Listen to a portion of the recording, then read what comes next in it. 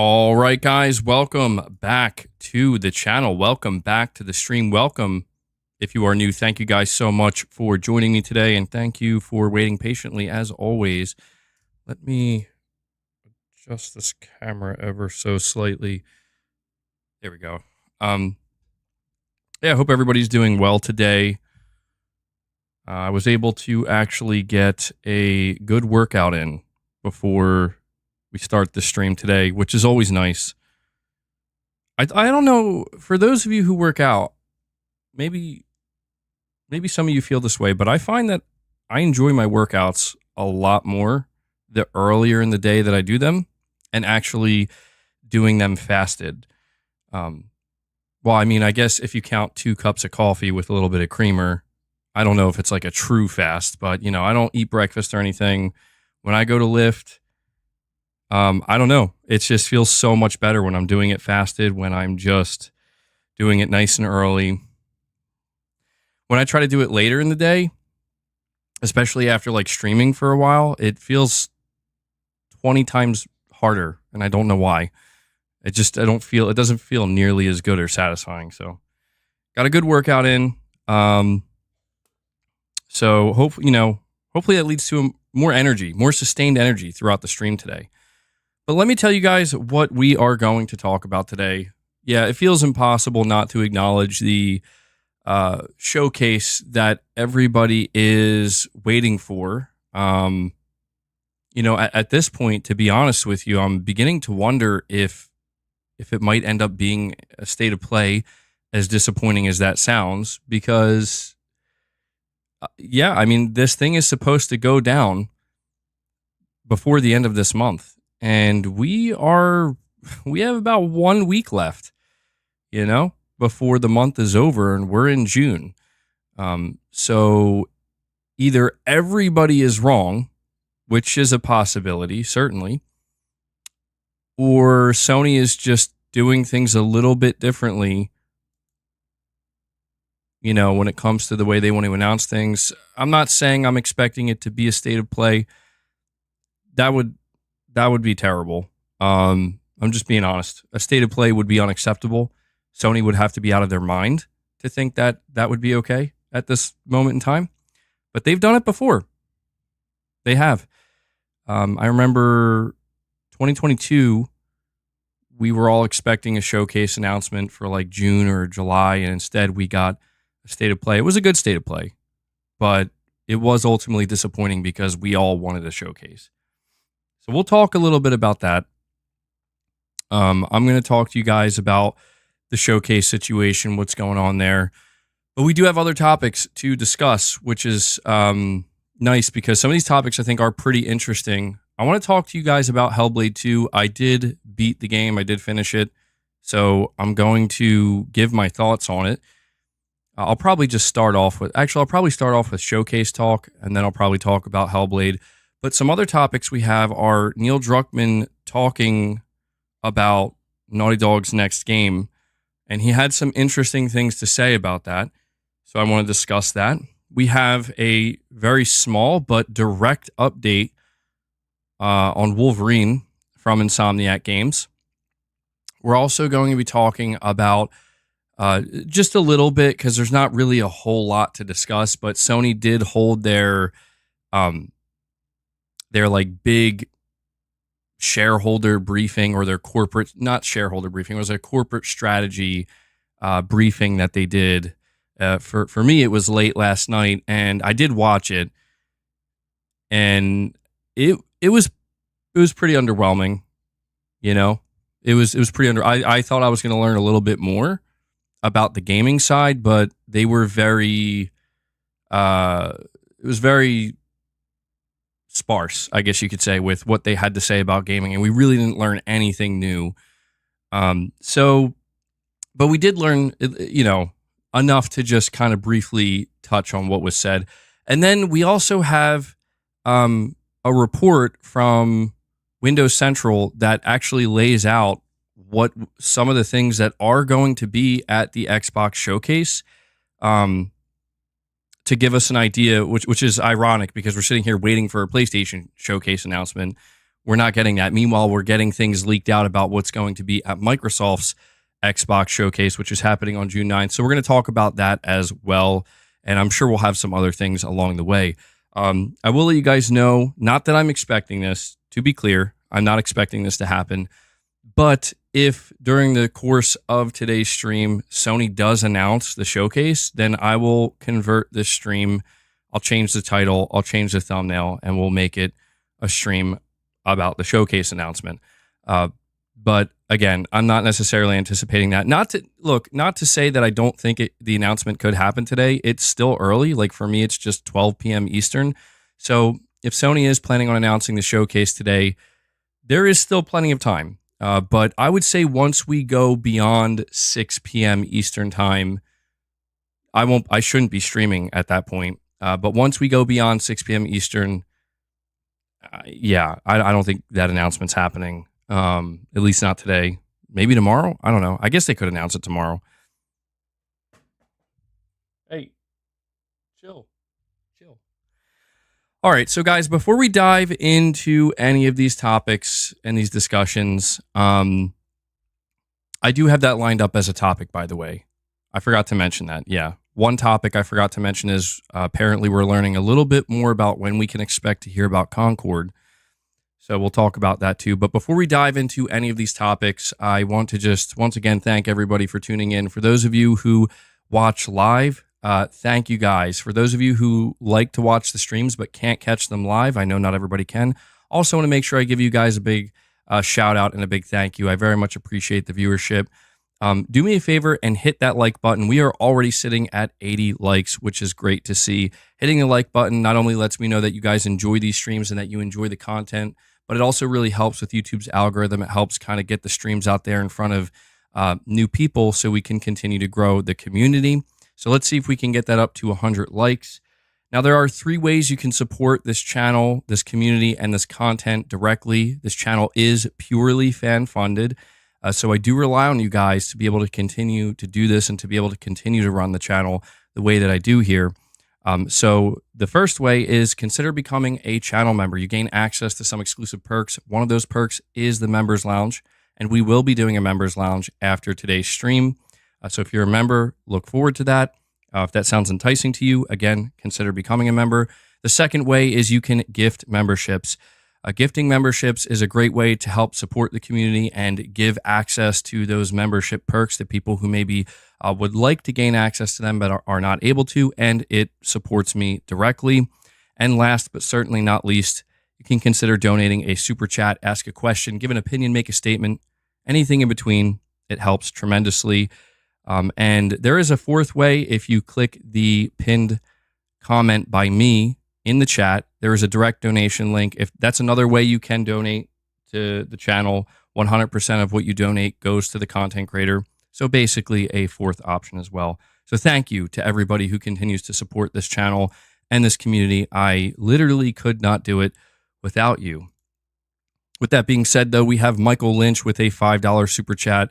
He says, we can finally see what Sony considers quality that made them purchase Concord. Yes, I agree. I'll actually start there because there's not like a ton to be extracted from it, but to kind of riff off of what Michael is saying here, it says from Push Square that we're getting very close to the summer season of gaming news, and as always, things are beginning to heat up in the rumor department. Sony's long talked about PlayStation Showcase has yet to materialize, but the rumors keep flying, and now we have some fresh insight from reputable leaker Billy Bilcoon about Concord. Sony's next exclusive PS5 title is Firewalk Studios' sci-fi multiplayer shooter Concord, and we'll apparently be seeing a lot more of it very soon. So far, we've only had a CG teaser for the game, and if it really is due to launch later in 2024, we'll have to start seeing it sooner or later. So this rumor definitely makes sense. According to Billy Bilcoon, Sony is planning to share a portion of the playable characters in the game with a glimpse of the gameplay. See, I just want to say really quick, I don't like that term, a glimpse. Maybe I'm reading too much into it and I'm hyper focusing on the terminology, but a glimpse is not what we need to see of Concord. We need to see a chunk, I would say, but that's just me. It says it's estimated that this new information will surface, quote, within 15 days.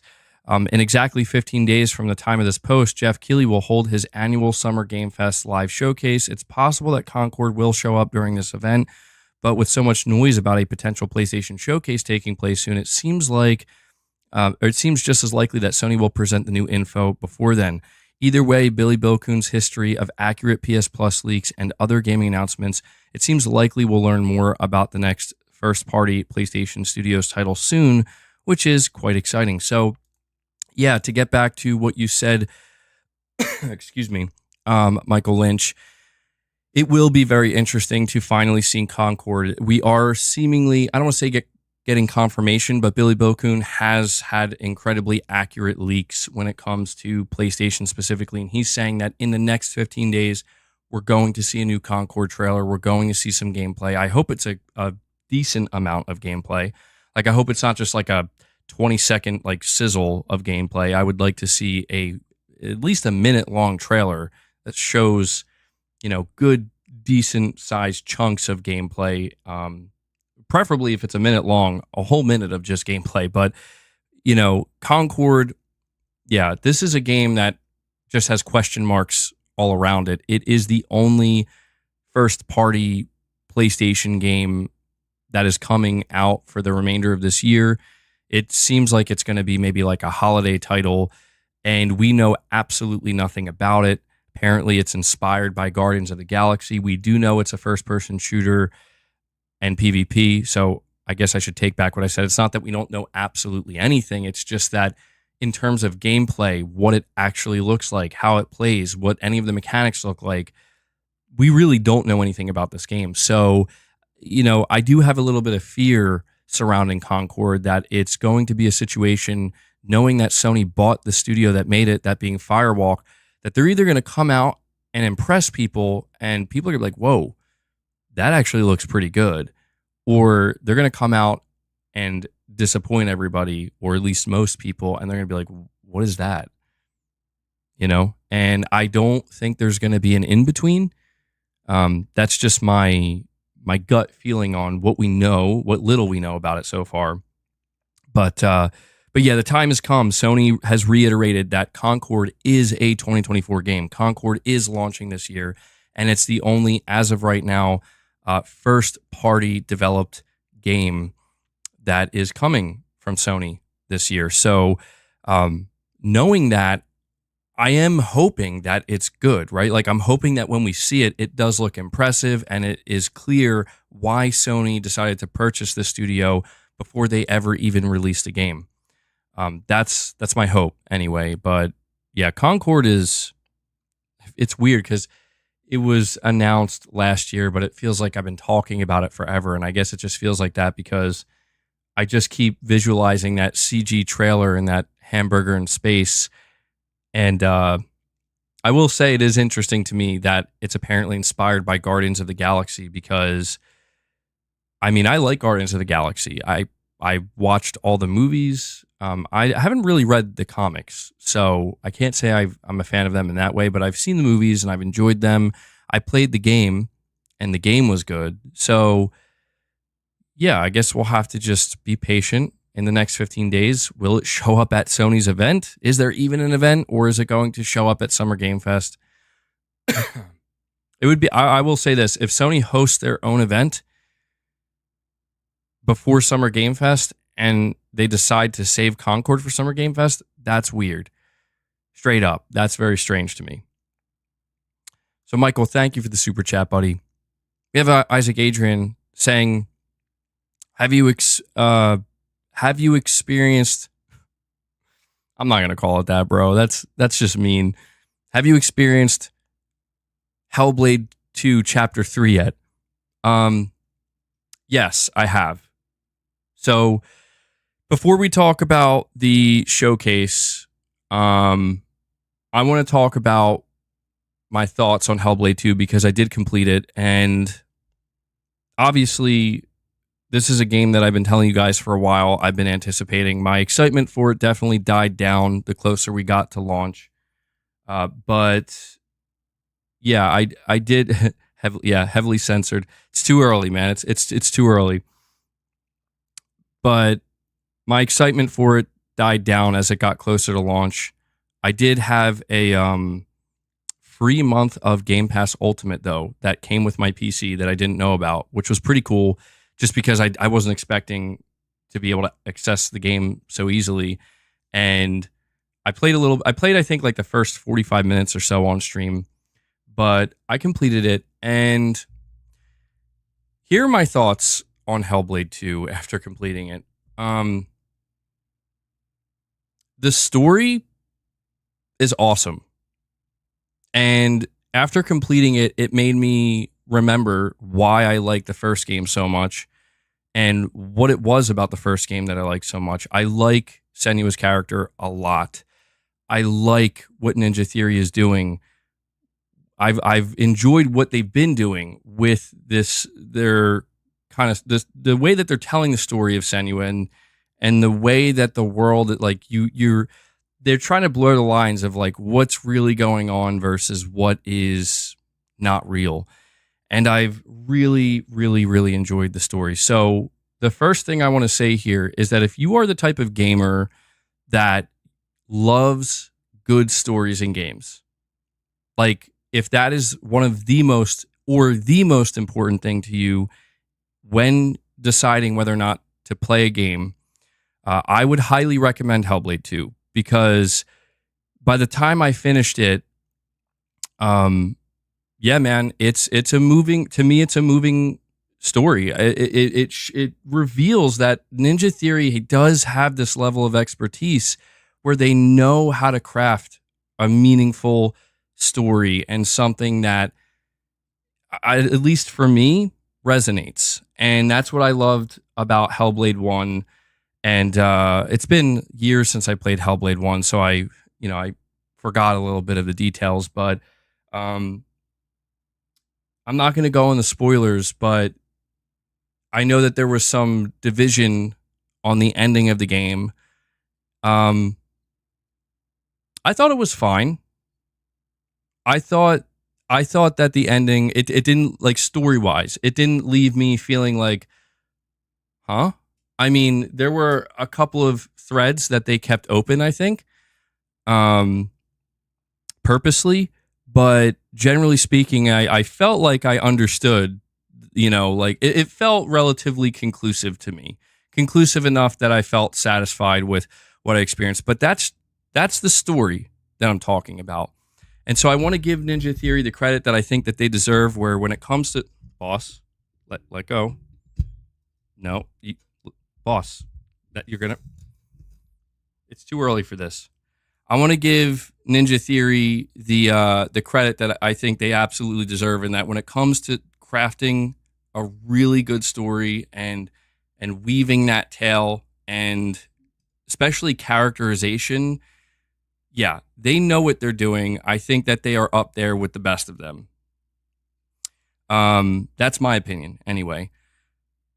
However, other areas of the game, because this is a video game, not so much. So, for anybody wondering, is the game that short? The answer is absolutely yes, it is.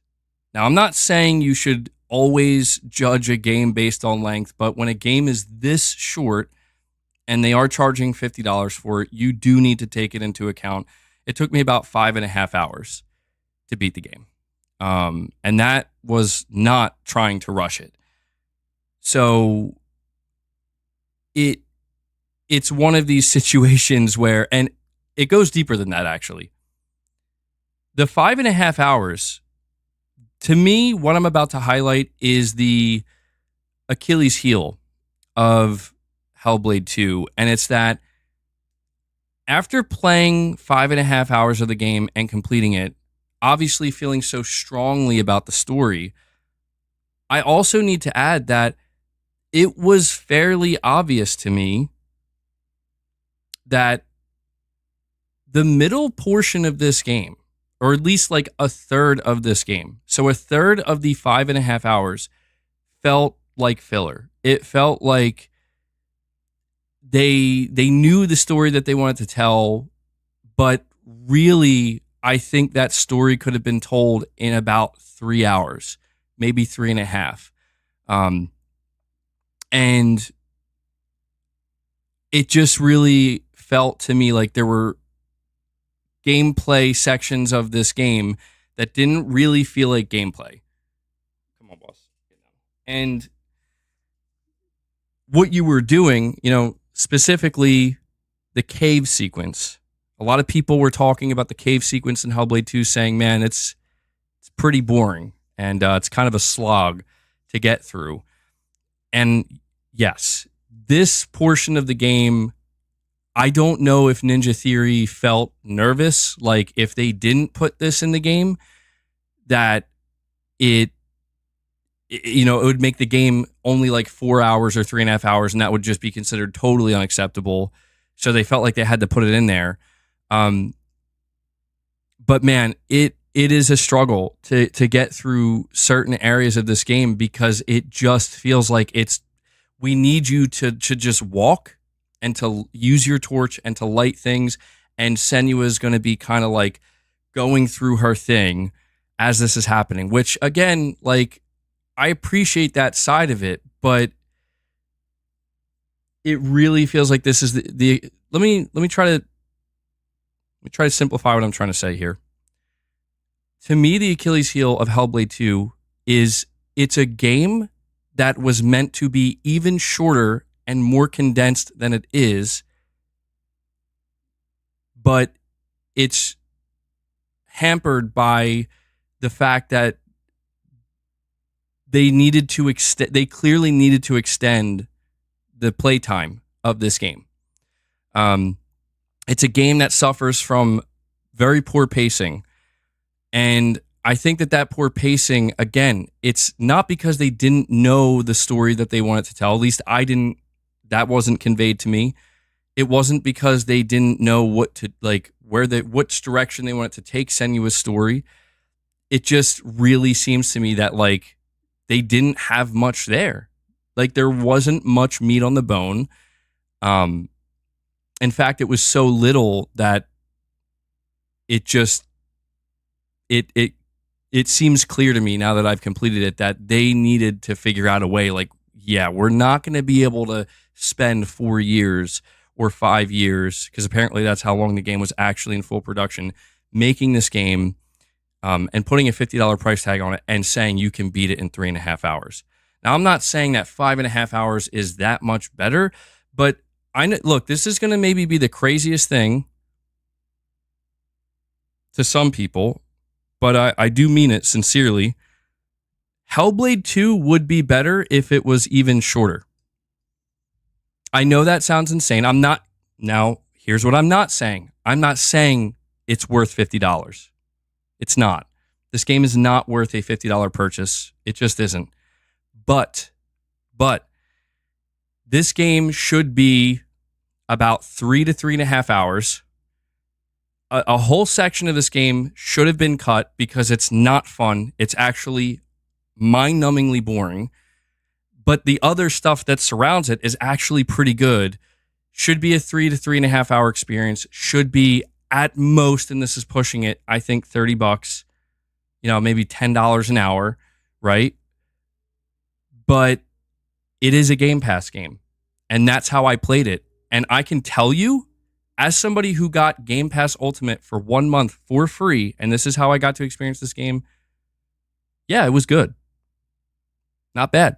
It feels like it's the most movie game I ever played, like, to be honest. Like, I played The Order 1886. I mean, I played Telltale games, so I guess it's not necessarily on that level.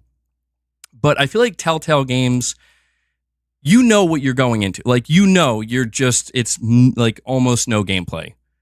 And it's a playable movie. I feel like with Hellblade 2, what's interesting about it is there are sections where there is combat. And there are times where you need to actually have some level of skill to be able to defeat certain enemies. And so to talk about the gameplay beyond the pacing of the gameplay is pretty good, but it feels more like it's just kind of trying to the gameplay of Hellblade 2 feels like the combat specifically is being inserted into this game in order to justify that it's a video game. like it's cool at first. It has weight to it. Um it feels satisfying to get a kill and to, you fight one enemy at a time, so it feels pretty, you know, intense in that way.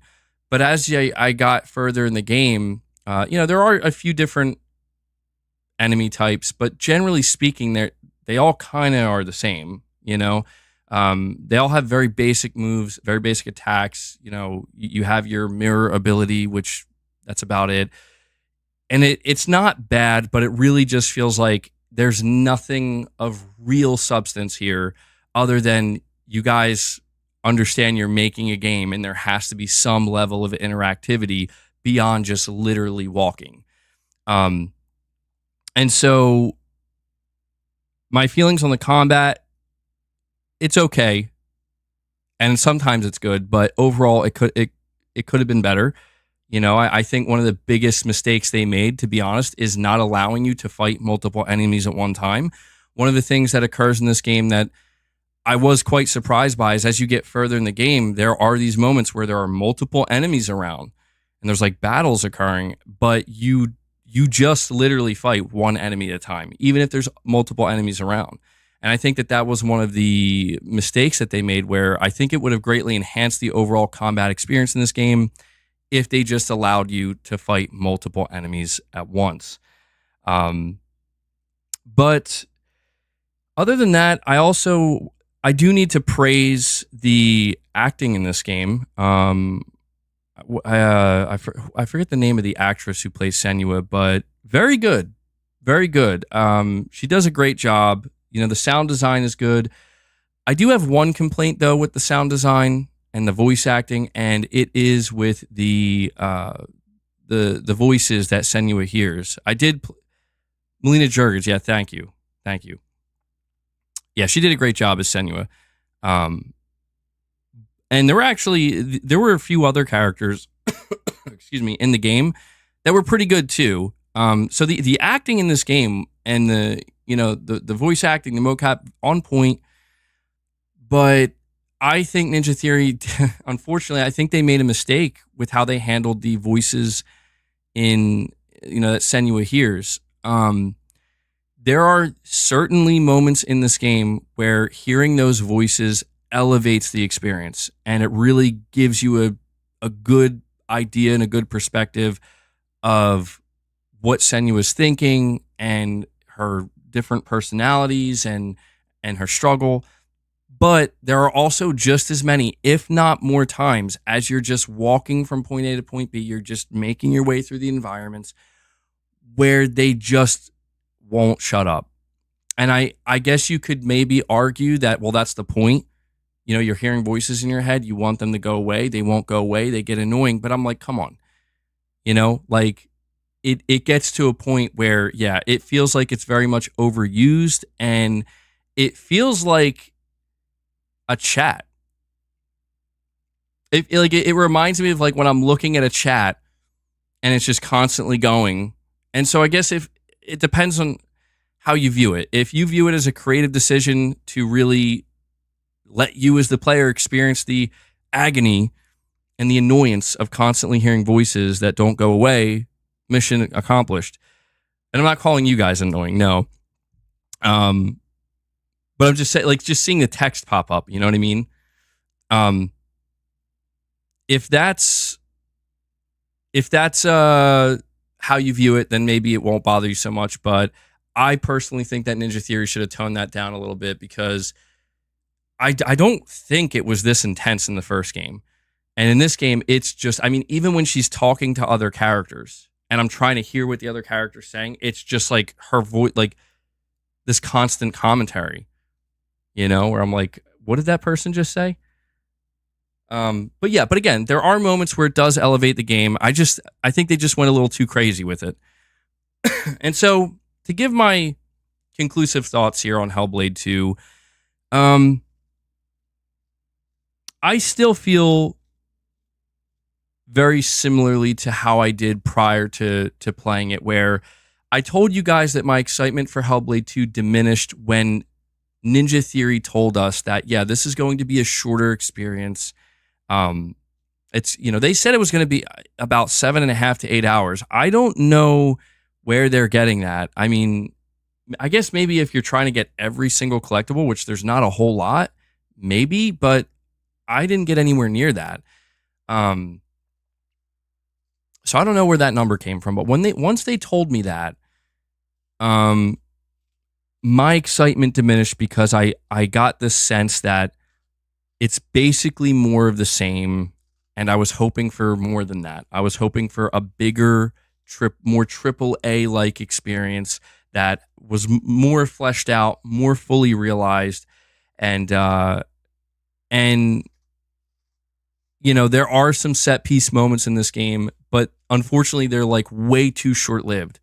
It's like the set piece moments last for maybe like 20 to 30 minutes, which sounds good, but then when you realize you're spending like an hour to an hour and a half just trying to walk, and go through environments to get to that set piece, and the set piece ends real quick, and then you got to kind of repeat that. This is where I feel like things kind of fell apart a little bit. So yeah, I wanted this game to be more AAA-ness, I guess you could say. But as somebody who essentially played it for free through Game Pass, through a free month of Game Pass, I can honestly say that if you are a Game Pass subscriber, yeah, I would recommend it, man. I gotta say, like, you can't go wrong if you're subscribed to Game Pass. I don't know that I would say go out of your way to pay for Game Pass if you're not already subscribed. I would say be very careful. I would say really ask yourself how you feel about truly movie-esque cinematic experiences with minimal, and I mean minimal gameplay, because that's what this game is. But again, I love the story, and I have to admit that for as disappointed as I am that this game is not fully realized, and it's clear that Ninja Theory is maybe never going to be that big AAA studio, to make these massive experiences that I expected. I have to admit that they're so good at storytelling, and they're so good at what they're doing with Senua's character, that I'm still rooting for them, dude. And that made me feel good. I gotta say, like, that made me feel good, because it's like, okay, there's heart here. I can feel that. Like, I can genuinely feel that, looking past all of the, expectations and all the criticism. By the time I finish the story of the game, honestly, Ninja Theory could just release a movie cutscene, version of this, and I would want to experience that, because they're as storytellers, they're too good, man. They're too good. And I would love if they are going, it seems like they are maybe going to continue Hellblade. I really want to, I don't want to get my hopes up, but I want to see Ninja Theory realize their full potential, man. Like, it's there. It's right there. It's right there. And I don't know exactly what needs to happen for that to occur, but I hope it happens. I hope that they can like make a Hellblade game that is essentially, like on the level of like what we got with like God of War 2018 or Ragnarok. I don't know if that'll be possible, but it's like right there, dude. It's like right there. You could tell. But I do think that, unfortunately, there probably has to be a complete overhaul in their approach to things like combat and pacing and what they would consider gameplay elements. I think that would need an overhaul, and I don't know if they're going to be willing to do that or not. So those are my thoughts on Hellblade 2. Definitely cannot recommend it for $50. Certainly not.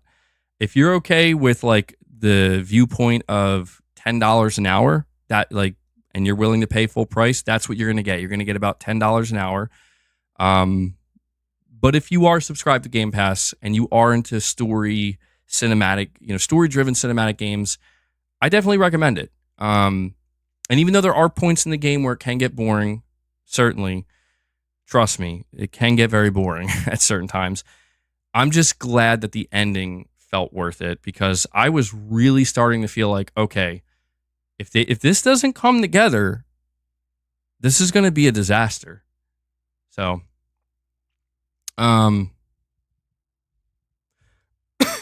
what score? I don't know if I could give it a score. I don't really do scores. I feel like if I were to go with a buy, wait, or pass, I'm going to go with pass as in Game Pass. Does that make sense? Like, I would say either wait if you want to see if it'll go on sale at some point for like $10 or $20, but it's really difficult to recommend this game beyond Game Pass because it's really just too short. It is. It's just too short. And I know it's weird because that's a complaint of mine where it's like, oh, it's too short, but I'm actually saying it should be shorter. It's just the pricing is not right. It reminds me of the Order 1886 and that like I paid either $5 or $10 to play the Order 1886 and it was so worth it. I was like, dude, for that price, this was absolutely worth it. But I also understood that, man, if you were somebody who bought the Order 1886 day one for a full $60 and you felt disappointed that it was too short and there wasn't enough replay value, I completely understood that. And yeah, I could see why that would be like a reason why people might not recommend it, at least at launch. So yeah, if you're on Game Pass, maybe give it a shot. If not, maybe watch. I would say watch a little bit of the game and determine if it's going to be for you or not. So there you go. You're saying I'm trying hard not to be mean. No, I'm really not, dude. Listen, I'm telling you, I was about like halfway through the game when I was in that cave segment. I was I'm like, this sucks. This sucks so bad. What were they thinking? This is actually, I think, some of the most boring stuff I've ever done in the game. So I was ready. I was like, man, there's got to be something at the end of this tunnel here. I mean, I was literally in a cave, but I mean, like, as I get closer to the ending of the game, and I'm just glad that there was something meaningful at the end of it that was like, okay, I wish I didn't have to go through that to get to it because it felt totally unnecessary. But yes, there was a little bit of light at the end of that tunnel, man.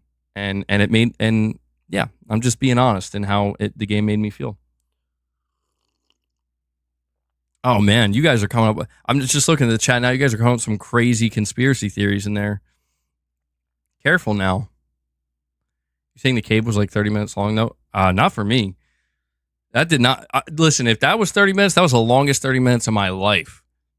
It felt longer than that. It felt at least like 45 to 50 minutes, but I think it was closer to an hour. Shorter than the Order 1886? Yeah. Yes. I think it took me about 7 to 8 hours to beat the Order 1886. All right. We got Isaac Adrian with another super chat. He says, do you think Naughty Dog can do the visuals on Hellblade 2? So I guess you're asking, like, do I think Naughty Dog can match the visuals of Hellblade 2? I didn't even mention that. I guess it kind of goes without saying, like, yeah, Hellblade 2 is a beautiful game. You can say whatever you want about Hellblade, but I don't think anybody can say it doesn't look good. Do I think Naughty Dog can match it? Absolutely.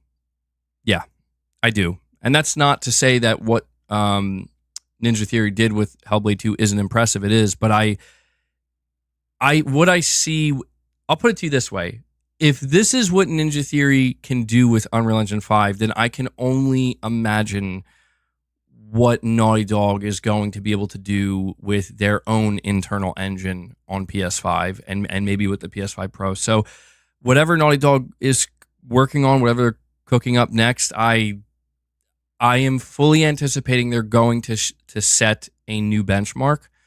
And I don't think I'm the only one who expects that. I think that's a general expectation. So the answer to that question is yes. But I also do want to say, I don't know how far that's going to be pushed, by the way. Like, I don't know how close we are to reaching like the true endpoint of like graphics. Like we're not quite there yet, but we're starting to get close to that level of photorealism where it's like, whoa, This is getting intense. We got Echo Spearcy, a member for 11 months. He says, we riot and loot if there is no showcase. Whoa, Echo Spearcy, calm down, bro. I'm gonna reword what you said. We get upset and maybe do a little bit of crying if there is no showcase. I don't know that we loot and riot. That's not the answer, man.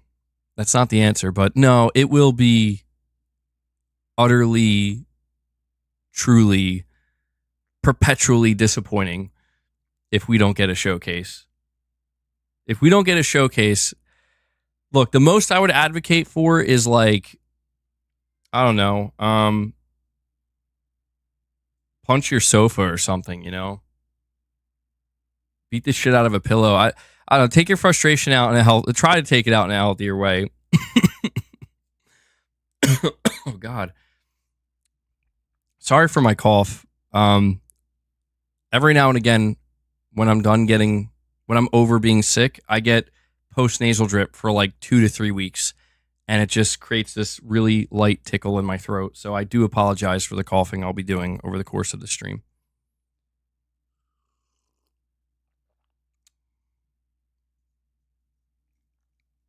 RichRod908 with a $2 super chat says, PS tax, huh? 1886 60s for only graphics, but this is 80. You know, that's true. What is the Order 1886? What is the Metacritic? So the Order 1886 is a 63 on Metacritic. Wow, that's a lot worse than I remember. So the Order 1886 is a 63. Hellblade 2 is what? It is an 81. I mean, I wouldn't say it's a PlayStation tax. That sounds a bit crazy. But yeah, I have to say, man, that it is shocking that a game like the Order 1886 can be rated so low. And the difference between Hellblade 2 and the Order 1886, the biggest difference is $10. One launched at $60, the other launched at $50. Is $10 the difference between getting a 63 on Metacritic versus getting an 81? Is Game Pass the difference? Is it because it's available on Game Pass? Does it alter people's perception of the value of this game? It altered my perception of the value, to be blunt. I got it for free. I played it for free. So, you know, I can't use the price against it, but I am trying to also acknowledge that, like, it is still being sold for $50. It reminds me of the situation with Redfall, when I remember people kept trying to, not a lot of people, but some people were like, but it's in Game Pass. Like, come on, it's not even worth $10. It's like, that's not the point. It shouldn't be viewed that way. Like, the game, its price tag to buy and own is $70. Absolutely unacceptable. And I do feel like for a game this short that shares a lot of qualities with a game like the Order 1886, yeah, it is a little weird. It is a little weird that there's such a massive difference, because a lot of the things I liked about the Order 1886 fall into the same category of what I like about Hellblade 2. The graphics look amazing. I will say I enjoyed the gameplay of the Order 1886 a lot more than this. The Order 1886 felt like a different version of Gears of War to an extent, with some really interesting weapons. And there were a few stealth sequences as well. Nothing over the top, though. And the gameplay overall in the Order 1886 was funner and more satisfying. But it still suffered from the fact that it had too many QTEs, too many sections where you're not actually playing the game. At least it doesn't feel like you are. And the game is short and ends abruptly with minimal replay value, almost no replay value. Yeah, that's weird to me, man. I don't know how to explain that one. The Order 1886 is about an 8-hour game, 7 to 8 hour game. amazing graphics, pretty good gameplay, decent to good gameplay, great acting, a relatively satisfying story. 63. What Ninja Theory made with Hellblade 2, it's all of those things, but I would argue it's slightly less engaging gameplay and an even shorter experience. 81. I don't know. I don't know what it is. You know what it could be? Here's what it could be. When the Order 1886 came out, that was like, what, 2015? So that was almost a decade ago. Could be just different people reviewing the games for these outlets. We can't forget that. We can't forget that these review outlets, you know, the score that we see on Metacritic is just a bunch of individuals, you know, giving their own opinion. Sure, I'm sure there's very few people, you know, that sat down and reviewed the Order 1886, gave it a score, that today reviewed Hellblade 2 for the same outlet and gave it a score. That's just something, I don't know, I'm trying to figure it out, try to make sense of it, you know what I mean? That's all I can figure. And we have Corey the Legend Landiga coming out of nowhere. Corey comes in and drops 5 membership gifts for you guys, kicking off the day. I know what Corey wants. We all know what Corey wants. Corey wants to feed the beast, who's just chilling here. So, yeah, I didn't mention this earlier when I was doing my whole thing, but guys, if we do hit 25 members today, we will feed the beast. You know how we do it here. But on top of that, if we hit 25 members, I bought a new toy. Well, it's not like a toy. It's like I'll just say I bought a new toy for Boss to hopefully play with and have some fun with. I don't know how he will respond to it. It's nothing crazy. But if we hit 25, we'll feed the beast and we'll give him his new toy so he can enjoy himself. The cat doesn't realize how good he has it. Yeah. So, Corey, thank you so much for that, man. Thank you. Appreciate it. Over that. Capono, come on, bro. What are you into here, man? And we have Hellbound 1981, another legend, coming out of the shadows. Says, what's that? We got a new toy for Boss. Let's drop 5 more membership gifts, and just like that, Hellbound brings us up to 10 members on the day. Thank you guys so much for your continued support here. So we're making our way, guys. We're making our way. Let me add that to the counter, and let me read the rest of these super chats. We have PS Gamer.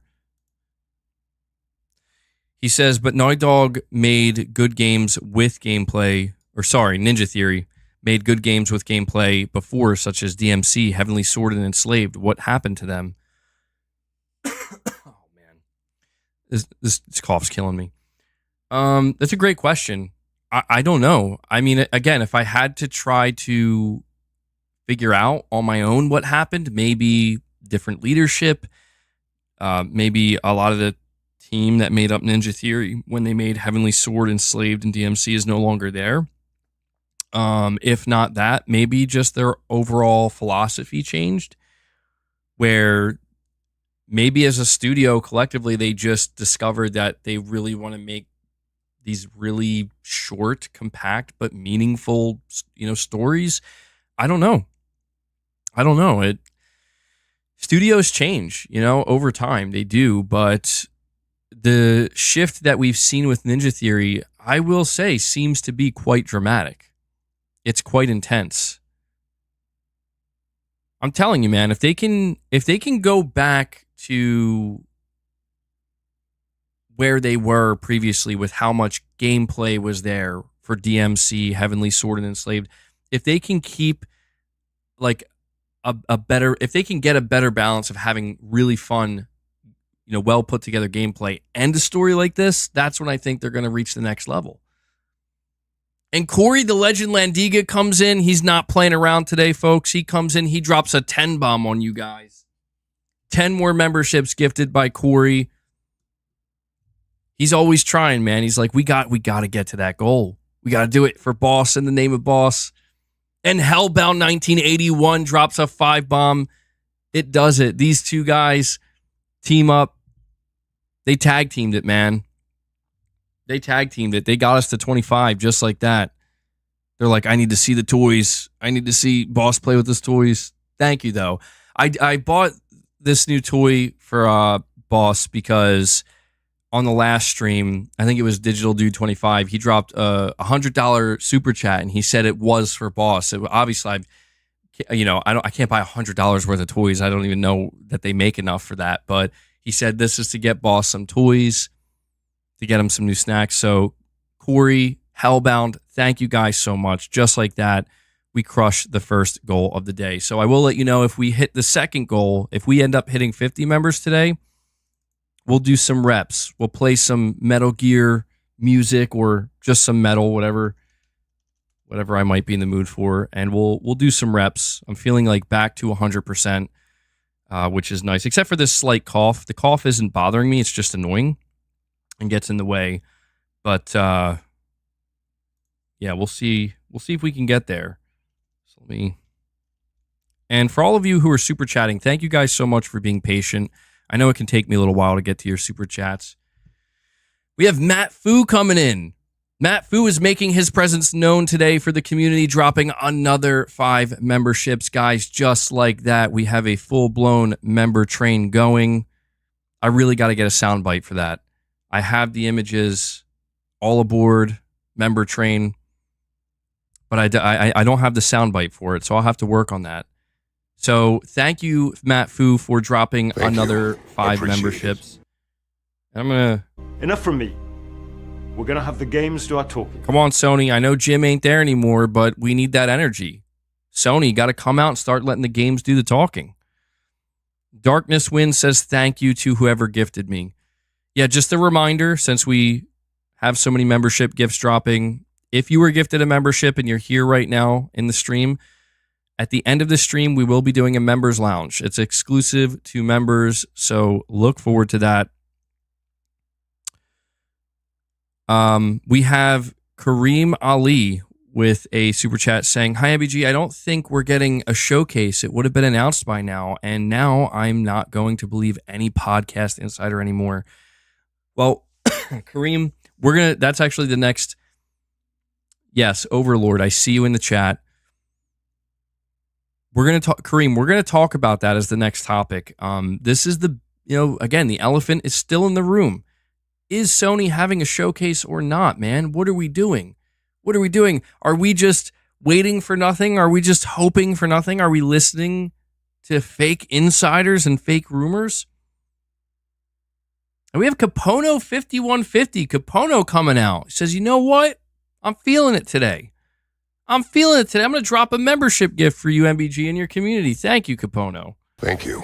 I always love to see new people coming in, dropping some membership gifts. It means a lot. Hey, I know that we got heavy hitters like Matt Fu, Hellbound, and Corey dropping 5 and 10 bombs, but the single memberships mean something too, so thank you for that.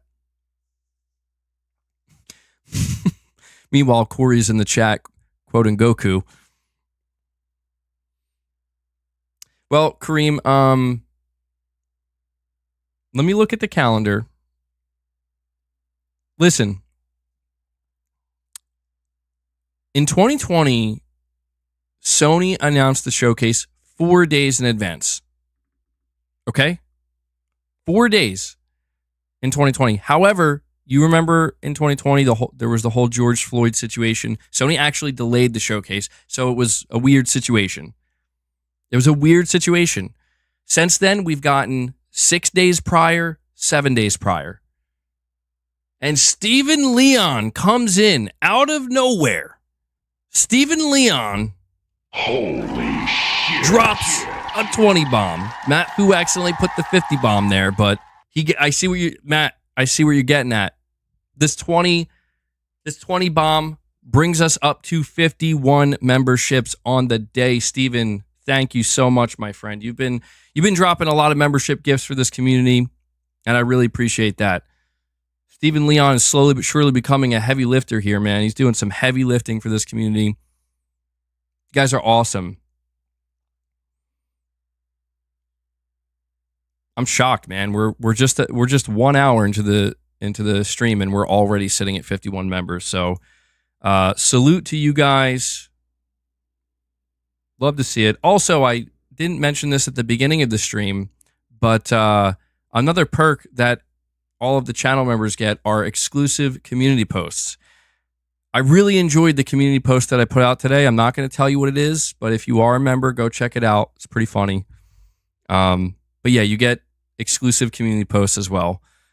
So Steven, once again, man, thank you so much for that. I'm going to update the member goal. We're going to continue with these super chats, and we will continue with our topics here, okay? So hang tight. Did Sony announce the showcase, by the way? It's 1 o'clock. It's 1:01 p.m. Eastern time. Can anybody tell me? I'm not on Twitter. Did Sony announce it? I've been like trying to check on the hour to see if it's going to happen or not. No? Okay. I didn't think so. I figured if it was announced, if it gets announced during the stream, you guys will definitely let me know. You guys will definitely let me know. Patrick, you laughed at that post. Well done. I'm glad you like that. I was like, this is the one, man. This is the one. All right. So Kareem, just to get back to what you were saying here with the super chat. Today's Thursday, the 23rd. Let's see. I want to make it known that as I'm doing this speculation, Sony can do whatever they want. If Sony wanted to, they could announce a showcase 2 days before they do it. I do want to clear up a little bit of confusion, though, because I've seen people saying that, well, hold on.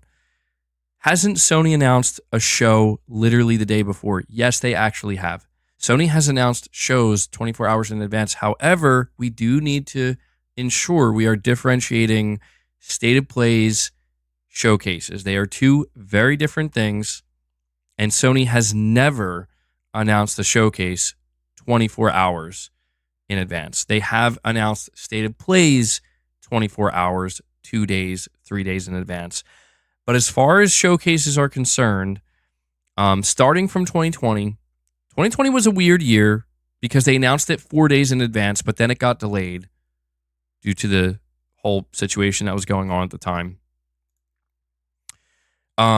I see we have a direct donation as well. I'll read that once I finish these super chats. Thank you for that, buddy.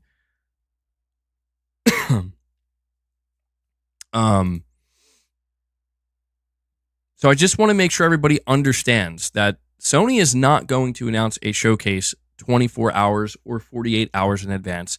2021, they announced it, I believe, 7 days in advance. So they gave it a full week to be out there for people to know that they're doing a showcase.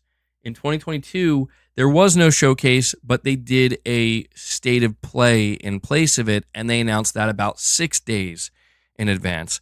Last year, with the 2023 showcase, they announced it again about 7 days in advance. So I think there is a little bit of a pattern. I think it's safe to say there's a slight pattern, but also that we should be careful not to fall into the trap of assuming that Sony's going to maintain that pattern just because we think that's what they're going to do. And we have Angry Whale Watcher coming in, dropping a membership gift, keeping this train going today. Angry Whale Watcher, my friend.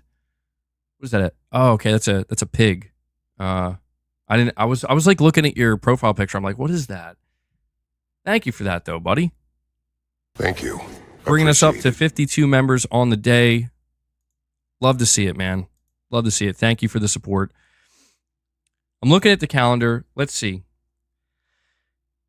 If Sony were to do the showcase on Tuesday and they announced it today, that would mean 1, 2, 3, 4. That would be 4 days in advance. Okay, so not unheard of. Not unheard of. I want to put that out there. We have seen a showcase announcement 4 days in advance. So the announcement could come today, and it could be good to go for Tuesday. However, if Sony did want to give it a week, they could announce it later today, and say we're doing it on the 30th. Now, here's where things I think get a little bit more interesting. If Sony is going to do the showcase next week, is it possible they could wait till next week to announce it? Yes, it is. And I know people don't want to hear that. And I'm not telling you to wait for that. I want to make it clear. I know how people get. Oh, I didn't feed the beast, by the way. Yeah. Sorry. It's because he's so peaceful. Listen, here's what we'll do. When I finish the super chats, we'll feed the beast. We'll get Boss's toy. I apologize. Usually he's like in my face. You know what I mean? He's in my face and I can't. He wakes up immediately. He heard you guys. He could read the chat. Time to feed the beast. Let's go. Hold on. Boasty, read me. It's time to feed the beast. There you go, man. Eat up. Feast. Boss, is there going to be a showcase announcement today? Is there going to be a showcase announcement today?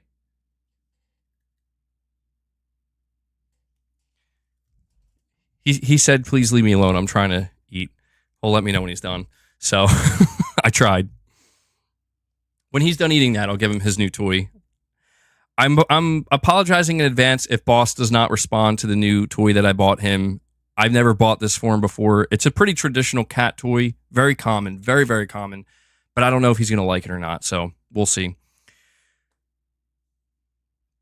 It is certainly possible Sony could have the showcase for next week, and they could decide to announce it next week. For example, let's say Sony wants to do the showcase on Thursday. They could announce it on Monday, but it would be unusual. That's worth pointing out. I'm not saying hold out hope. If it doesn't happen today, if it doesn't happen tomorrow, then it'll definitely happen next week. I'm not saying that. Don't get your hopes up at that point. It's more likely nothing's going to happen. But it's possible. Like there's still, insert the Jim Carrey Dumb and Dumber meme of, so you're saying there's a chance? Yes. If we don't listen, if Monday comes around and there's still no announcement, it's over, bro. At that point, unless Sony wants to just totally screw everybody up and actually announce it the day before. But yeah, if we go all Monday and nothing is said, then I'm not saying I'm not expecting a showcase at all at that point, but I'm probably going to just assume a state of play in June or something. So, does it blow up? No. No, I can tell you it doesn't. That will be a sad day. Monday is a holiday. Oh, wait, yeah, you're right. Yeah, it's I think it's Memorial Day. Oh, you know what? Yeah, I forgot about that. All right, yeah, the announcement's not happening on Monday. Tuesday.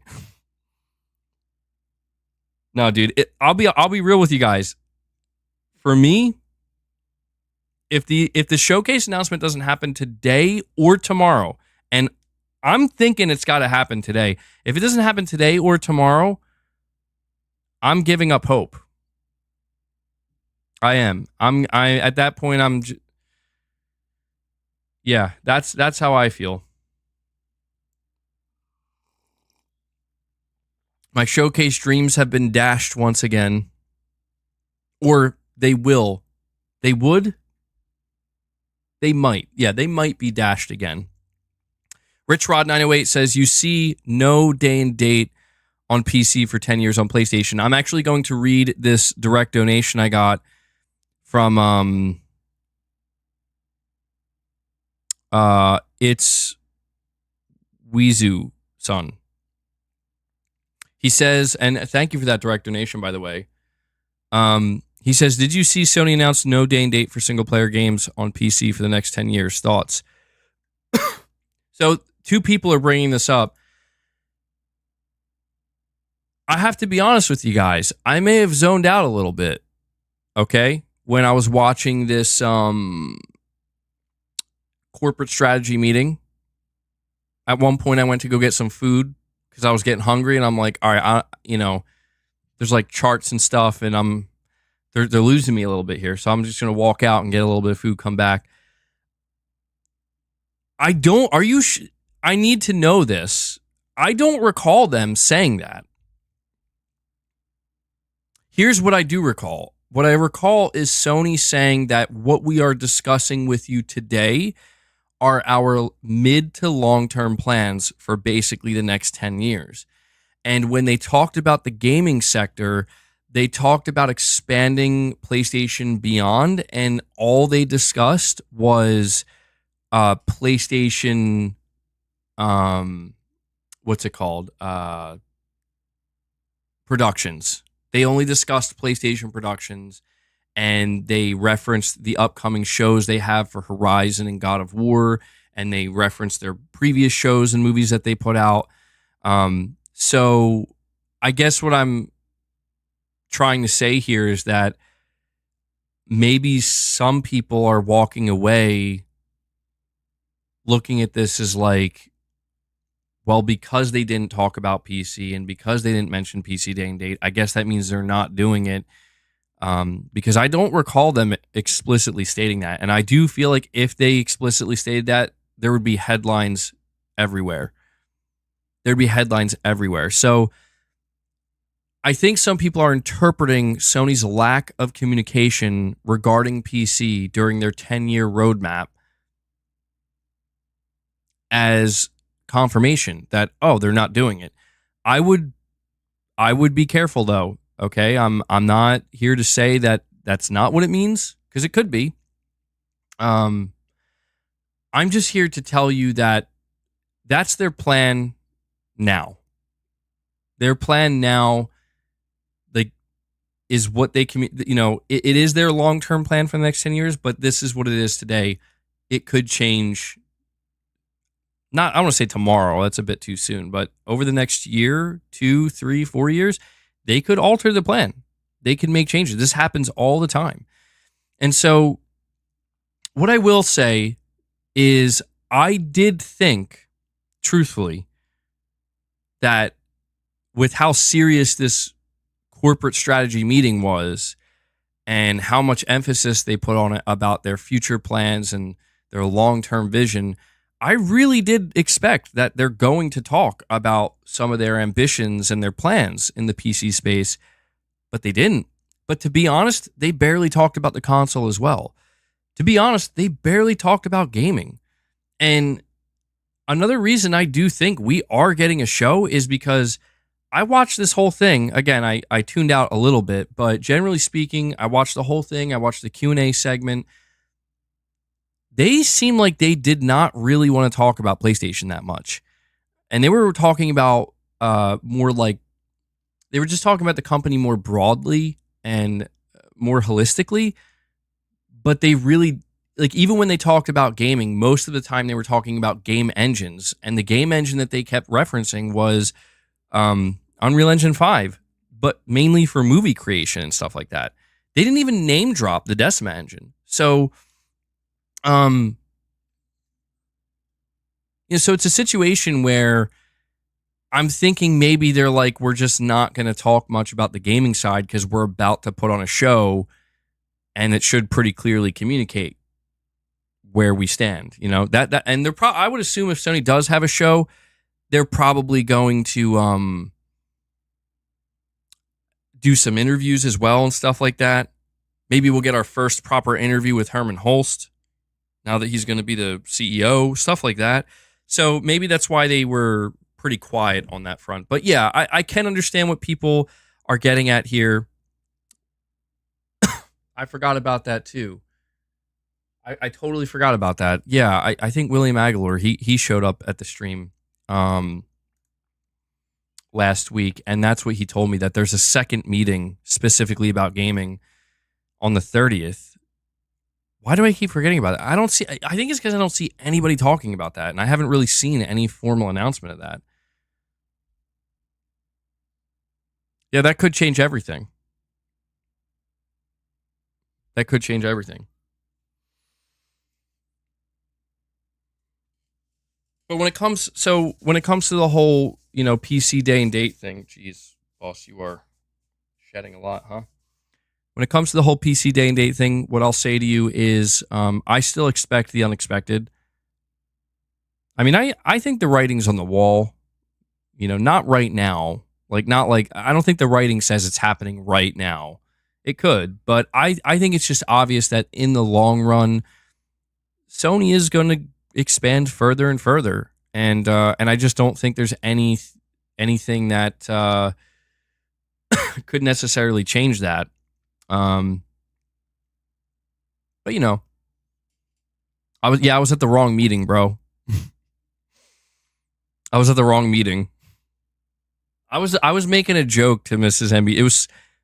It was so stupid, man. Like, I made a joke to Mrs. MBG, like when Hiroki Totoki came on stage. I was like, "It's our man, Hiroki Totoki.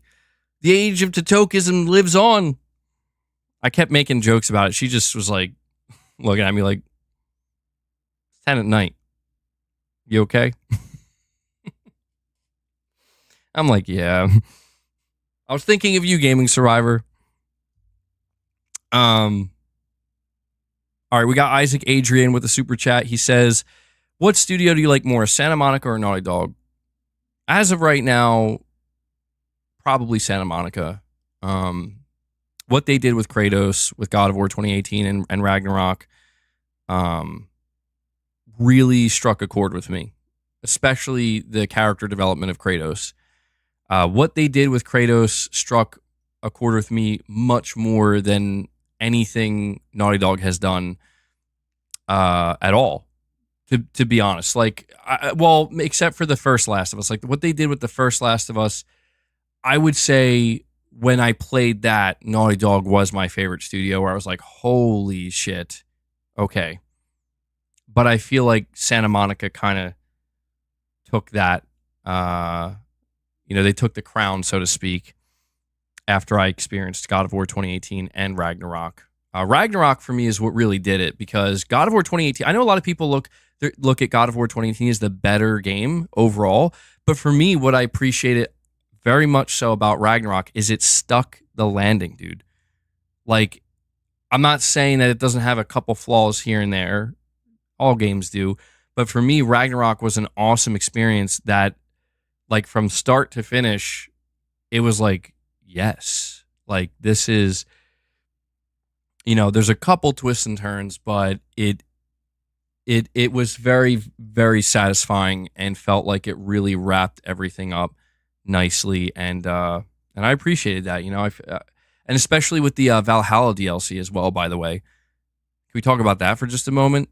The Valhalla DLC coming in just when you think it's over with Ragnarok. It's like, no, dude, we still have to finish Kratos's. Like, he really truly needs to come full circle, and that was incredible as well. So, yeah, for me, I'm gonna give it to Santa Monica. But here's the thing that's important.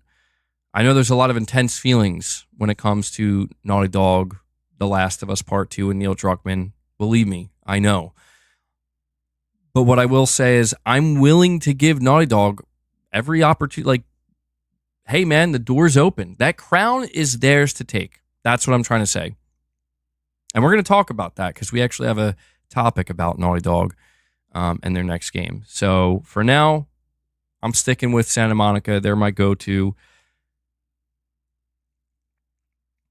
Good question, Isaac. We got DJ here with a super chat saying, "Hey, MBG, I've been playing Stellar Blade lately and love the game so far. What are your thoughts on the game?" I'm still playing Stellar Blade. I'm taking my good old time with it for some reason. But I'm still playing Stellar Blade. I really enjoy it. My favorite part about Stellar Blade is probably the boss battles. I'm really enjoying the boss battles. I really look forward to, after I get through an area, encountering another boss and trying to see, like, all right, I heard that I'm not at the end of the game yet, but I heard that it gets pretty difficult. I heard that it can get pretty difficult. So I'm thoroughly enjoying it. I love the combat. I love the abilities and just like how much, how many different ways you could play the game through unlocks and kind of these branching paths. And so it's a fun game, man. I think that, again, Shift Up did a great job, and they've proven, like, yeah, they know what they're doing. They know how to make a great single player action RPG. Oh wait, DJ, you said you asked twice. Oh, okay. I see. Yeah, no big deal, DJ. I apologize. I should probably stay that at the beginning of my streams. If you super chat, I will get to it. I just might be a little bit late to it. That's all. But yeah, Stellar Blade, really, really fun. Really fun game, man. I think that's just simply the word to use to describe it. It's a fun time, and the combat's really fun and satisfying. We got Josh here with a couple of back-to-back super chats, and he says, I watched that corporate strategy meeting, and they spoke about PlayStation quite a bit, all about how they're super satisfied with it and consider it a success so far. Didn't hear them say anything about PC day and date and going multi-platform, etc. Don't know if I was watching the right meeting, LOL. So they're doing fine. There was a part of me sitting there watching the CEO and president talk so highly of PlayStation and its success, and I'm like, great, where's the PS5 roadmap, guys? So the only thing I somewhat disagree with here, Josh, unless maybe I just, again, I may have been, it was late, so I didn't fall asleep or anything, but I was zoning in and out. Maybe I did miss some sections where they talked about PlayStation. The section you're talking about, though, I did hear that. Yeah, and you're right. They were asked specifically about how the PlayStation division is doing, specifically the PlayStation 5. And Hiroki Totoki explicitly acknowledged the fact that they didn't hit their 25 million mark. And what he said was that 25 million mark was very aggressive, and the reason why they were so aggressive is because they were expecting, like, you know, a high demand now that the pandemic and everything is over. And he said we ended up hitting about 21 million, and he followed that up. Him and Kenichiro Yoshida, they both expressed the same thing, that they're very happy and satisfied with how the PlayStation 5 is doing. Like, they did not express any concern. They didn't express any disappointment. They didn't have a single negative thing to say about it. And again, this is a corporate strategy meeting. So obviously they're going to mostly say good things. They're not going to go out of their way to say bad things. But, you know, it's a point that I think is worth paying attention to, because as I've pointed out, there is a certain level of doom and glooming going on in the console space, particularly with PlayStation for some reason. And don't get me wrong, like, things are changing and things will continue to change, but I've tried to tell people, like, the PS5 is doing very well. Like, look, I'm saying that from an objective standpoint. I'm not giving my opinion on my thoughts on the PS5, you know, and what's been released for. I'm just saying, like, in terms of sales and the health of how it's doing, how it's performing, it's doing very well. And I do take a little bit of reassurance. You know, there was a level of confidence, Josh, and this is, I think, what you're kind of talking about, because you're saying, where, you know, like, that's great, where's the PS5 roadmap? To me, and I could be misreading this, there was a level of confidence expressed where it's like, it's interesting to me that that's all they have to say, when surely they are aware, at least Hiroki Totoki has to be aware, that, like, you guys haven't announced anything. Like, you haven't really done anything for a while.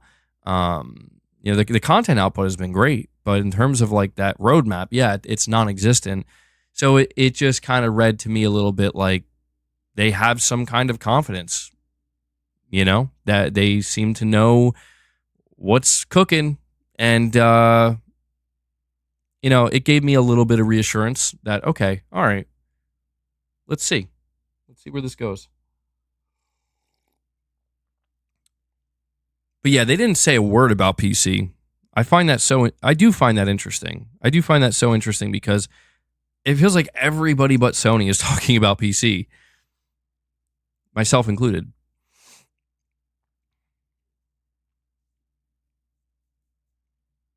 So Josh, thank you for that. We have Dark Horse saying, ack, here's some positivity. Thank you for that, Dark Horse. I need that we need that positivity. Spacey, you're saying the console market is 100% shrinking. It's not going to grow anymore. People are looking for mobile/handhelds. Yeah, I mean, I can mostly agree with that. I still, maybe I'm a fool for thinking this, but I still think it is possible to extract more growth out of the console market. I just don't think it'll be a lot, but I think it's there. I think it's something that can still be obtained if they really want it. But I get what you're saying in terms of like major growth, like going way beyond. Yeah, it is very important that Sony gets deeply involved in the handheld and mobile space. I say that as somebody who prefers the home console experience, but I'm well aware that like things are advancing, technology is changing, expectations are changing with that technological advancement. A lot of the expectation, as you're saying, is kind of being shifted towards I should be able to play what I want anywhere on anything, really. And I'm not saying that that's exactly where Sony's headed. Certainly not immediately, but it's something they have to consider because, it's just like in one of my last streams why we talked about a new PlayStation Portable, a new handheld, why this has to happen. And Sony would be out of their minds, I think. They'd be not out of their minds, but I think they'd be making a critical mistake by not getting serious in the handheld space once again. But yeah, Leo, you're right as well. The console market is still huge. It may not be growing much anymore, but it's still very big. And most importantly, for these companies anyway, there's a lot of money to continuously still be extracted from it. Seemingly. Maybe that is changing. No, I don't think so, because Sony's making more money than ever, or PlayStation's making more money than ever. So, console for life. Jay Shako, console for life. Get that tattooed on my back, yo, or my chest.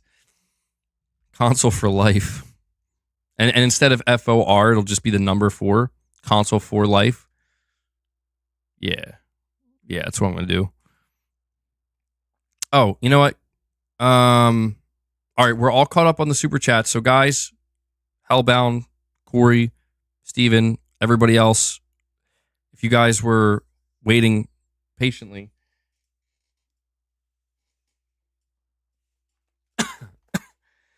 Look at this. Look at this box, bro.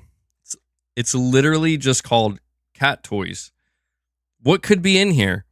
I promise you, it's not anything that exciting, at least not for us, but that's so funny to me that it's literally just called cat toys. Let's see what's in here. And then we're going to continue to talk about the showcase.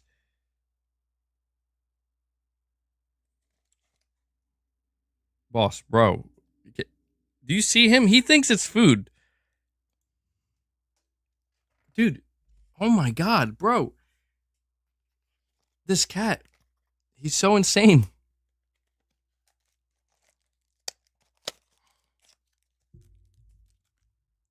Oh, wait, hold on. No, this is something different. Okay, maybe this is why he's going so nuts. Oh, shit, I should have set this up. Hold on.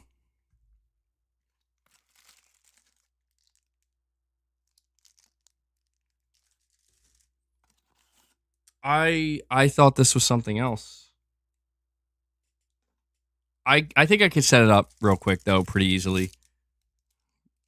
We'll do it live. You have those? Yeah, I've never used these before. I've never used these. Which one's which, though? Do they smell weird? I didn't think of that. Do they smell really bizarre? So we know Boss loves licking the curtains, right? He loves just licking random shit. Well, these are like specifically made for that. Cats are supposed to want to lick these things.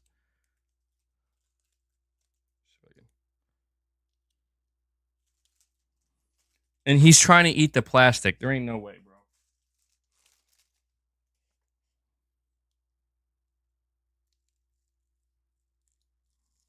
All right, let's see.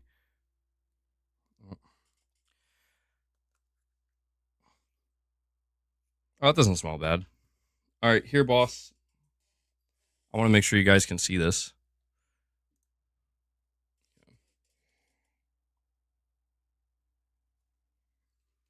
Come here, boss.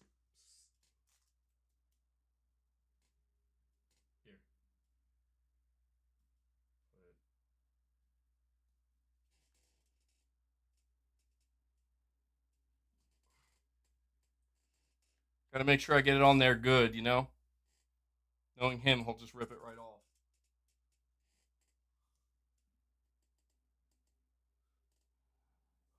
I got 2 more here. He's looking at it like he doesn't know what to do with it. Oh, I think this is the catnip one.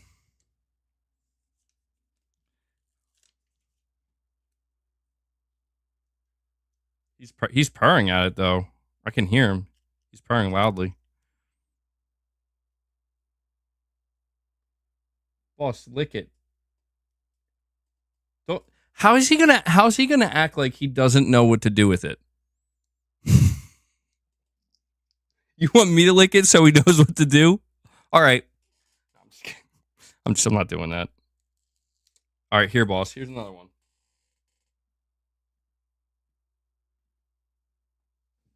Easy, easy.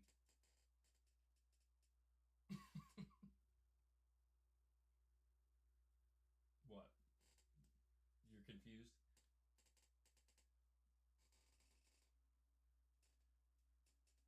All right. Go ahead. It's all you, bro.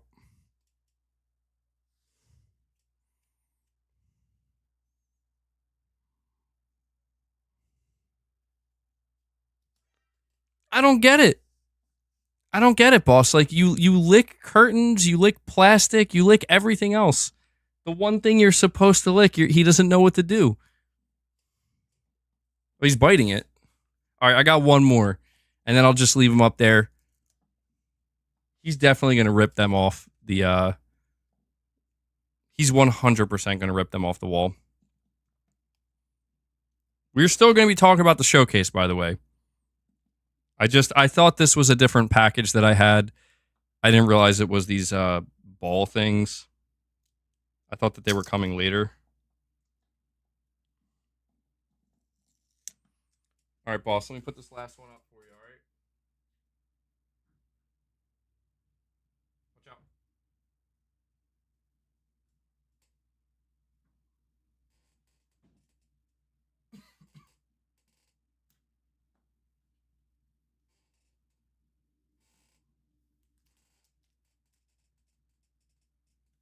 All right. Thank you guys for waiting patiently for me to set that up for him. If I had known that's what they were, I would have set them up prior.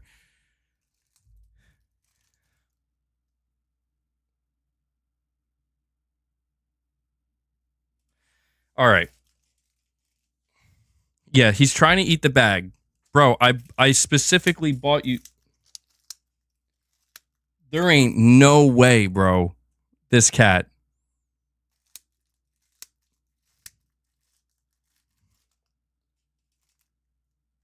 Don't actually eat it. Look, you could chew it and make holes in it, but don't eat it. I got to keep an eye on him now.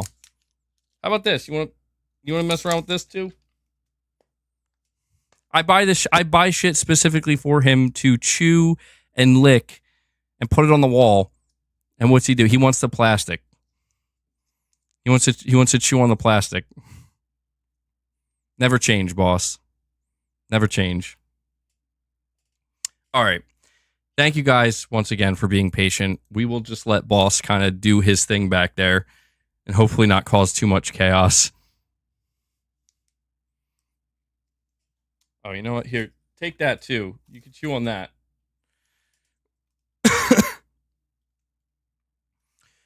We have subtext here with a super chat. Sorry about that subtext. You're saying, don't know if you saw or if anyone mentioned, but Jeff Grubb tweeted a screenshot of people calling out his showcase prediction, saying, "Is May over yet?" Or he is saying in response, "Is May over yet?" All right, so that's what I want to talk about now, because that's what a lot of people are kind of fixated on. And it's understandable. It's like, hey, listen, man, you know, people like Jeff Grubb and others, but Jeff Grubb's the main one because he was the only one that's seemingly been correct in the past. He claimed that you know, the showcase was happening this month, and he seems to be doubling down, dude, saying it's still happening this month. Mess around with that. So let me find it here. Hold on. Jeff Grubb reiterates a PlayStation event is scheduled for May. Excuse me. So I'm looking at so Jeff Grubb puts out a post where 1, 2, 3, 4. There's 4 different replies of people basically saying like, like Jeff, like where's the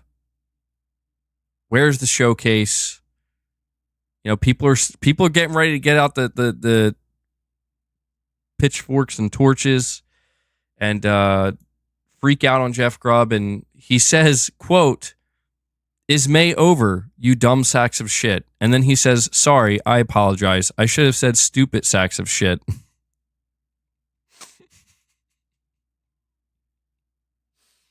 I gotta admit, that's pretty funny. Like, you can tell he's getting super annoyed. Guys, come on. Listen, people need to behave better than this. If Jeff Grubb is wrong, that doesn't give people permission to act like a-holes, okay? Whether you like Jeff Grubb or not, it doesn't give you permission to treat people... Well, hold on.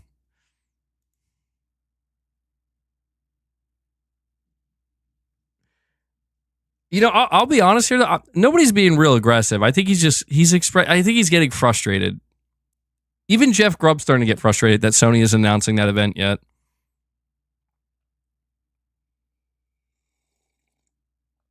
Yeah, we got...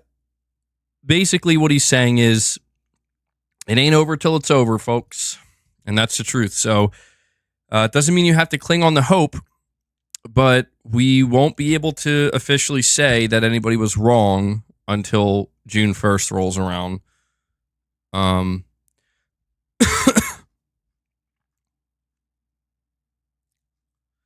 by the way, did you guys see that video of Hideo Kojima that he put out? Kojima posted a video of himself riding it looked like he was riding in the front of a tractor, like the, I don't know what you would call it, like the part of the tractor that like pushes the dirt or scoops it up or whatever. He was just like riding in it, and he just like filmed himself riding in it, and it got like almost 3 million views. And I'm like, that's the most Kojima thing ever. Like, he didn't say anything. He didn't explain anything. And it was, it's a meme now. Amazing. I'm so glad it's a meme now.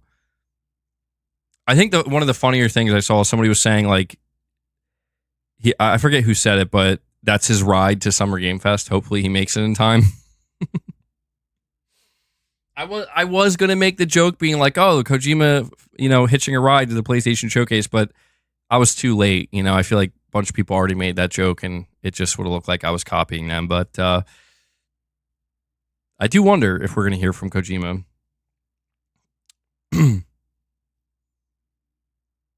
Damn, the dude in the chat has some beef with Kojima. Yeah, that's MBG's favorite dev. No, I mean, people do get a little too crazy about Kojima. I would say Kojima is my favorite developer, yeah. But yeah, he's just a guy, man. He's just regular dude living his life, being a creative genius, I'm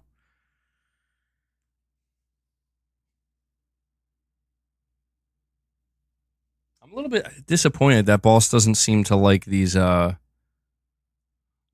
balls or whatever that I got him. I hope he changes his mind.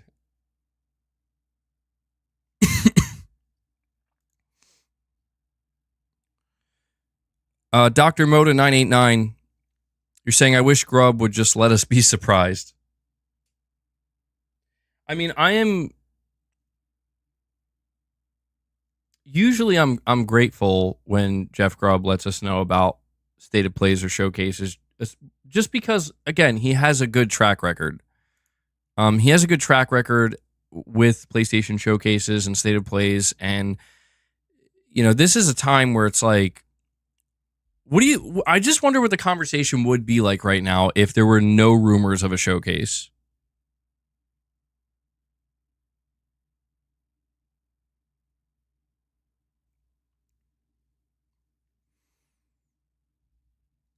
Let me see here if there's any other updates, though.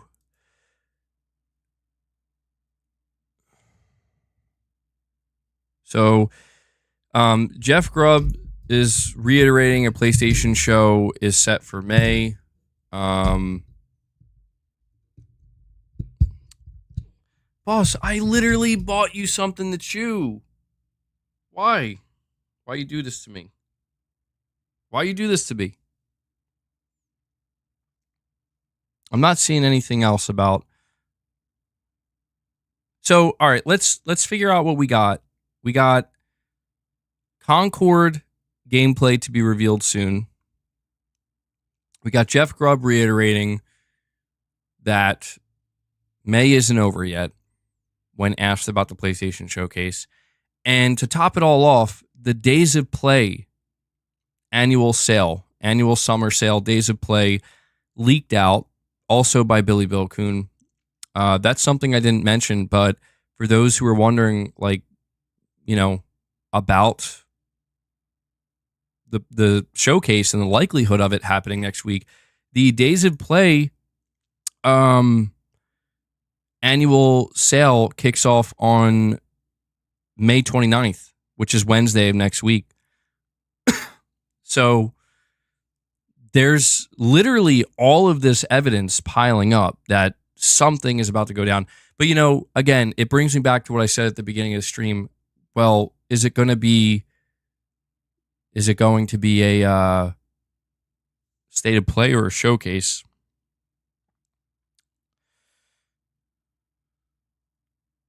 Nate the Hate said the insiders don't know if it's a showcase or a state of play.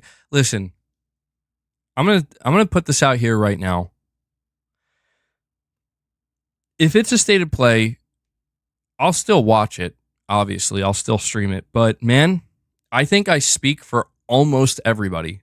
Not everybody, but almost everybody when I say nobody wants a state of play and nobody is asking for a state of play. And if it is a state of play, it really doesn't matter how good it is. People are all automatically going to be disappointed.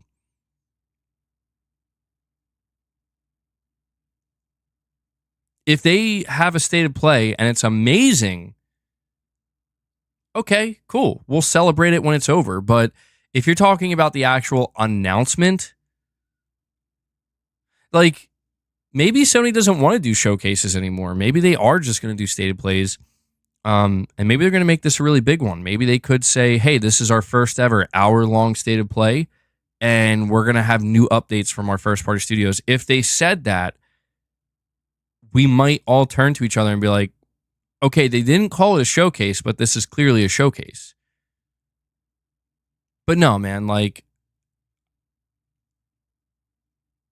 I just think it's obvious that everybody expects and wants a showcase, and it's not just out of like selfishness, like we need to see everything. No, it's like we really do need to see some things, like some significant things. We do. Nah, fam, it's a wrap. Hopefully not. Hopefully not. We have Perfect Image here saying, would it be wrong to think Microsoft buys Steam? I did see people talking about that yesterday. I mean, that to me seems like an idea that's not necessarily worth entertaining, because if I'm not mistaken, people have been speculating about this since Steam was created. People have been speculating about this forever. And it's one of these things where if that were to ever happen, we're all going to find out about it at the same time. That's not something that leaks out or something that some insider says, hey, I heard that Microsoft is trying to buy Steam. That's not how that works. Would you be wrong to think that Microsoft would want to buy Steam? Probably not. No, I'm sure Microsoft would want to buy Steam. But I don't think Gabe Newell would sell Steam to Microsoft. Why would he? You know? He's making a ton of money. Valve and Steam, they're doing just fine.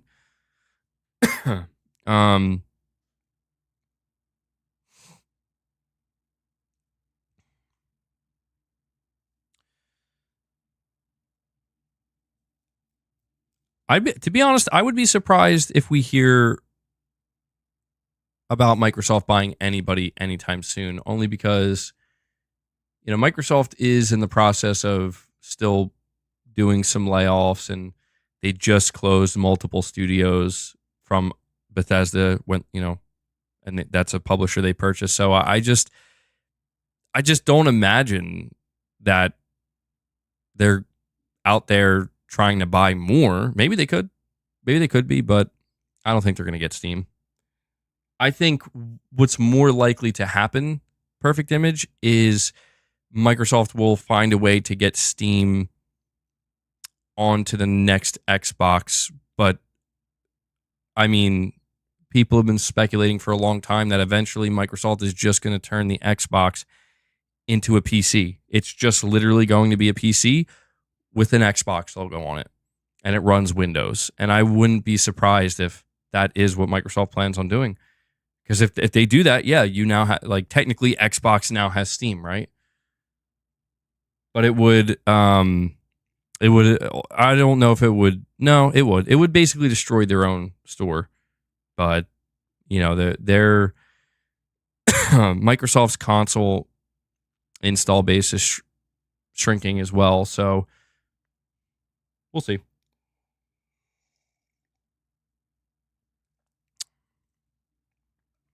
Digital Dude 25 returns. Digital Dude 25, I don't know if you were here earlier.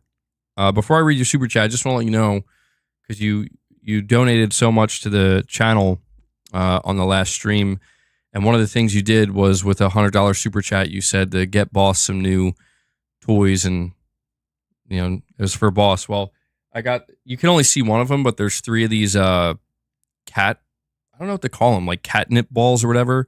So Boss can lick them when he wants, although he doesn't seem to be responding to them at the moment. And I got him a couple of other toys as well, and some new snacks that I just got to finish the snacks he has. I just wanted to let you know that, because, I don't want people thinking that, if they were to drop a big donation like that and ask me to get something for Boss, and be like, no. Yeah, I got Boss some wall balls.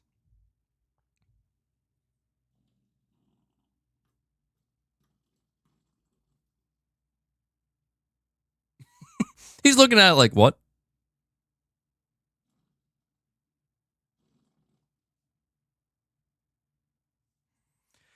But Digital Dude 25 says, what Neil said about Naughty Dog's next game makes me think it ain't releasing until late 2026 or early 2027. Oh, wait, hold on. Hold on, is he using it?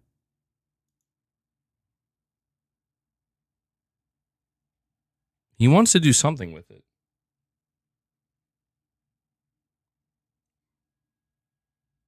Hopefully I'll figure it out. Yeah, I'm going to move on to that topic in just a moment. I don't know how I feel about. I don't know what to think about Naughty Dog's next game. I'm gonna try to think of something to say, but I want to relay that info to you. But Digital Dude, I will say that based off of what we know about Naughty Dog spending a significant amount of time working on a multiplayer Last of Us game that ultimately ended up getting canceled, I wouldn't be shocked if you're right, and it's not, it's not a game that's going to be ready till 2026 or 2027. I don't think it's going to come next year.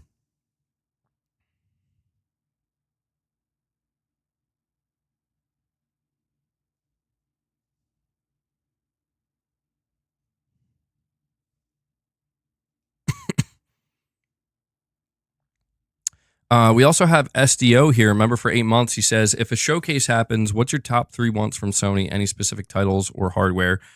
Top 3, I'm going to be real rapid fire about it because I don't want to give too much away, because I want to be able to talk more extensively about it when it is hopefully eventually announced.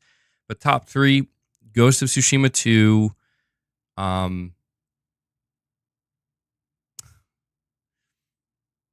was going to say Wolverine gameplay, but we're going to cover that in a little bit. That's not going to happen. So I guess I would replace that with maybe Blue Point's next game. And number 3 would be at least one new IP, whether that be from Naughty Dog or Sony Bend or Santa Monica. I would like to just see one new AAA IP because it feels like it's been too long. So those are my top 3 off the top of my head.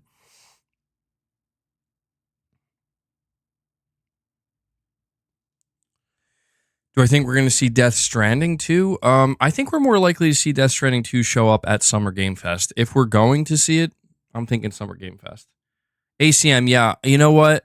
I'm sorry about that. I got to get better at reading these. Wait, did it go through? Oh, yeah, it did. ACM, is your name different on the Streamlabs donation? It's Weeza's son. Says here, Jeff Grubb just said the showcase is still in May, and someone else said it's next week.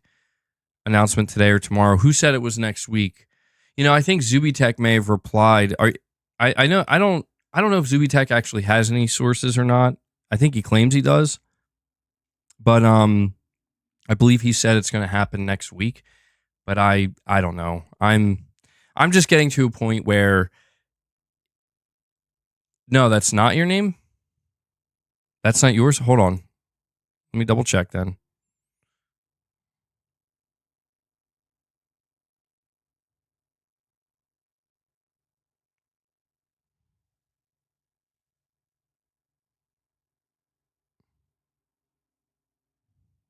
I'm wondering if it didn't go through. Did it say? Let me go check directly.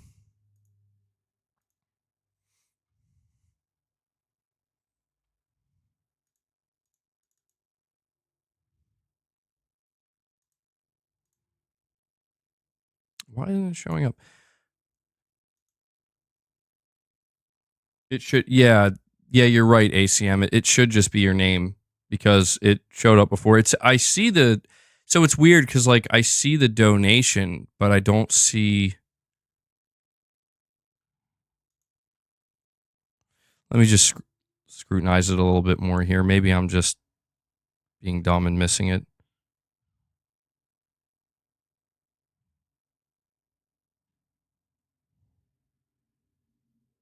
Oh, there's okay. My bad. You know what, ACM? That's my bad, dude.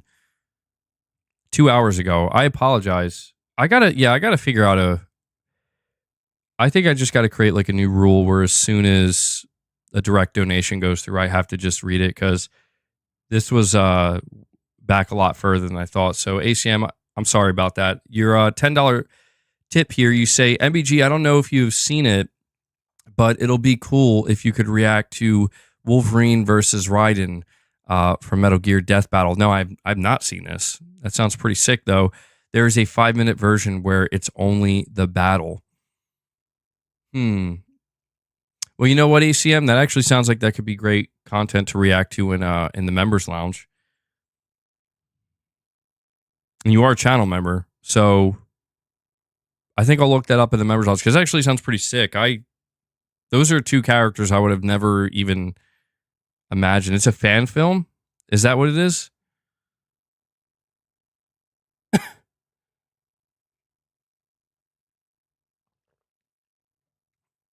Wait, are you saying it's actually like a live action fan film? That would be not what I would expect. It's by Screw Attack. All right, let me so what I'll do is I'll bring it up in a different window here so I don't forget.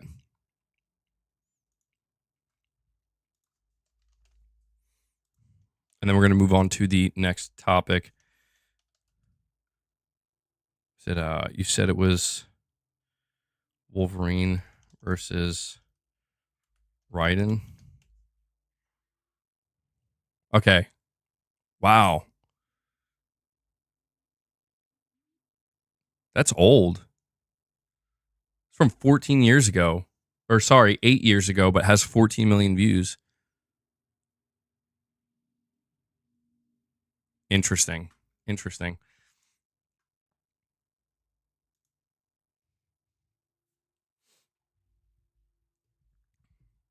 So ACM, I appreciate that, man. I do want to just take a moment here before we move on to the next topic to just also thank everybody who donates directly through the donation link. As I said earlier, anybody who chooses to do that, 100% of what you're donating, or maybe I think it might get taxed. I have to double check that, but generally speaking, for the sake of simplicity, 100% of it goes directly to the content creator. So definitely means a lot. Thank you for that, ACM.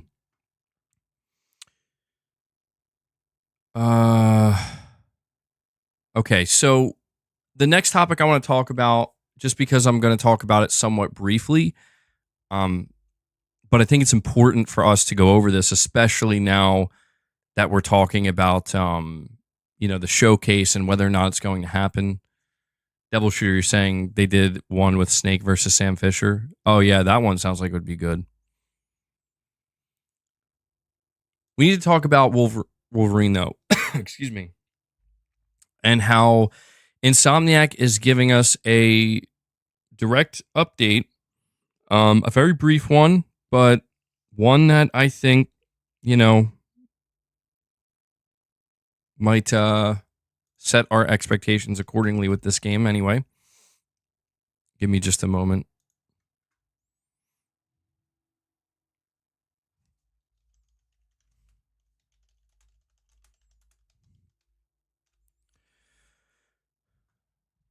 Okay. This is being reported by Push Square. They say, while we're all sitting here waiting for Sony to announce its long-rumored PlayStation showcase, like absolute mugs potentially, Marvel's Spider-Man developer Insomniac Games is out here dropping updates on its next PS5 game, Marvel's Wolverine. Okay, so maybe the word update is overselling it. The studio has basically just replied to someone on X who was asking for info on the yet-to-be-fully-revealed action title. We will share news when the time is right. And right now, hold on. Let me try this again before I make everybody confused. Let me just find the interaction. God, man. I always got to complicate these things.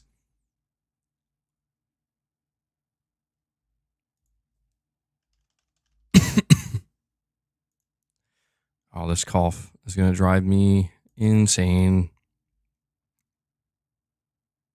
All right, so somebody replied to a post about Ratchet and Clank on May 22nd, which was yesterday, and they said, Wolverine news, please.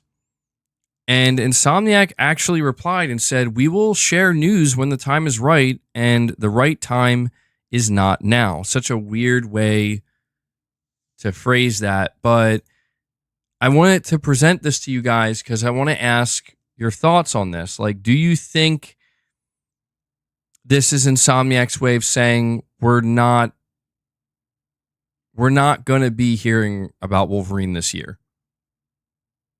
Or do you think this is them kind of playing coy a little bit and, it's worded in such a specific way? Like, I'm going to read it one more time because who replies like this? We'll share news when the time is right, and the right time isn't now. So it's like, I feel like I almost read it two ways, where surely they're replying to this knowing everybody's anticipating a showcase. So is it like one of these things where it's like, yeah, the time isn't right now on May 22nd to your post. Sorry. You think I'm reaching? I probably am. Here's why I think I am reading this as we're not going to hear from Wolverine this year, though. This definitely dashed my hopes because, I was asked a moment ago what my top three, wants for PlayStation Showcase. What do I absolutely want to see? Number 2 behind Ghost of Tsushima would have been Wolverine gameplay. And when I read this, it pretty much just made me feel like, okay, well, I can take that off the table. And there's a couple of reasons for this. Of course, Insomniac could show Wolverine this year, but when the Insomniac hack occurred what we learned, and it was quite surprising when we learned this, is that apparently Wolverine internally is targeting a 2026 release date. A lot of us were thinking maybe it could be targeting 2024, but everybody was like, nah, it's probably a 2025 game. Here we were all wrong. Turns out 2026 game. So with that in mind, there's also the fact that they're working on a Venom game, and that Insomniac hacks seem to have there's a little bit of conflict, but generally it seemed like it was pointing in the direction of Insomniac targeting a 2025 release for this Venom game, which would be in line with something like Miles Morales. So there's that, plus there's also DLC for Spider-Man 2. So you can kind of, I guess, see why they would be okay not showing Wolverine yet, because, well, we have more Spider-Man stuff to, to do here, to reveal. And then I won't lie, I'm a little bit disappointed by that. Although it could be made up by a Venom. I definitely am interested in a Venom game from Insomniac. Absolutely. Maybe it's delayed. Yeah, it could be. I mean, the thing is, if they're targeting 2026, I guess they could go all of 2024 without showing it. Digital Dude 25 with another $5 super chat. Thank you for that, buddy. You're saying they also said that they weren't going to have a special edition Spider-Man 2 controller or PS5 faceplate, and then they did. Ah, yeah, that's true. That's true, Digital Dude. Yeah. Yeah, so I really don't know how much I can really read into this. I guess I'm just kind of erring on the side of caution, you know? I'm erring on the side of caution, thinking that, well, hold on really quick. Antonio Lope says, MBG, the Venom game is targeting 2027 according to more recent documents in the Insomniac leak. Damn. Okay. Yeah, I saw people bringing that up, and I wasn't sure where it was coming from. You're saying it's from the more recent documents from the leak. Yeah, I saw a couple people kept mentioning that. No, it's targeting 2027, actually. And I'm like, really? I could have swore it said 2025. I will say 2025, I don't know, man. It sounds reasonable, but maybe not. I mean, maybe it's not reasonable while they're making Wolverine, you know?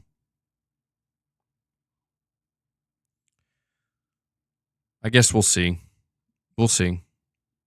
Regardless, I could see it revealed at the next proper PlayStation show, though. But yeah, Digital Dude 25, I do want to keep that in mind. I guess the way I'm gonna take what Insomniac's reply said here, the way I'm gonna take it is, we're not talking about Wolverine right now, and we probably aren't this year. But I'm gonna just kind of have this like small little space that's like maybe Insomniac needs a break. I agree, man. Somebody else has got to step up. I'm totally okay with Wolverine not showing up at the showcase as long as there's something else to take its place that's just as exciting. By the way, guys, I meant to ask you to do this earlier. We still have over 530 people here watching and hanging out, so thank you guys so much for being here. Do me a favor, hit that like button. We are sitting at 240 likes. You guys are doing a great job. It's helping the stream out a lot. So if you want to continue to help the stream out, hit that like button. Let's see if we can get that number up to 275. I would very much appreciate that. I'm very interested in seeing Wolverine gameplay because, I mean, we know that so much of this game has leaked out, and I've seen a fair bit of it. Like, I haven't seen everything. Certainly, I haven't seen everything. I didn't spoil the story for myself. Oops. Okay, one of these things already fell. I didn't spoil the story for myself. I didn't watch all the gameplay. I just watched a little bit here and there. There was this one thing it was like one part of a cutscene just to kind of hear what Wolverine sounded like and see his general look. And it all kind of got me excited. I have to admit, like, from what I saw from the Wolverine leaks, it was like, this looks like it's going to be pretty good. And one of the things I remember that I was concerned about is whether or not Wolverine was going to be like a brutal game. Like, is there going to be like dismemberment and stuff like that? And we have to understand that all the footage that leaked out was very early footage that we were not supposed to see. But there was this one section of gameplay where it wasn't highly detailed, but he was straight up like cutting people's limbs off, and there was definitely dismemberment. So that got me excited that, like, okay, I think Insomniac might be able to pull this off in the way that I'm hoping, because we're getting the Deadpool and Wolverine movie, which I'm very excited about, and it's cool because they're leaning into the R rating, and clearly they're going to lean into the violence and going the more Logan direction with their presentation of Wolverine, and I'm very much looking forward to that, and I think that Insomniac should absolutely match that energy with their game. That's my hope anyway. So yeah, Wolverine, that's the update from Insomniac. Not the biggest one. I know can hardly call it an update, but they acknowledged it, and I feel like it's very here's what I want to say. I think it's particularly strange that they decided to reply to a random person asking to see Wolverine. I feel like normally they wouldn't do that. You know what I mean? Normally they wouldn't do that. So this is either them trying to keep everybody's expectations in check, knowing that there's all of this talk about a showcase coming, trying to subtly hint that, yeah, we're not going to be there with Wolverine. Either that or they're doing the opposite. So there you go. There's your update on Wolverine. A slow day at the office, maybe. Yeah, it could just be that. They're just bored. Excuse me. I'm really apologize for this cough. All right.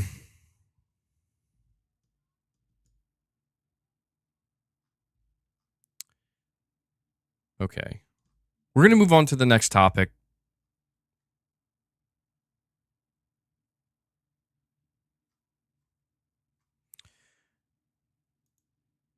Let me bring it up here. Hold on. Neil Druckmann says new Naughty Dog title could redefine mainstream perceptions of gaming.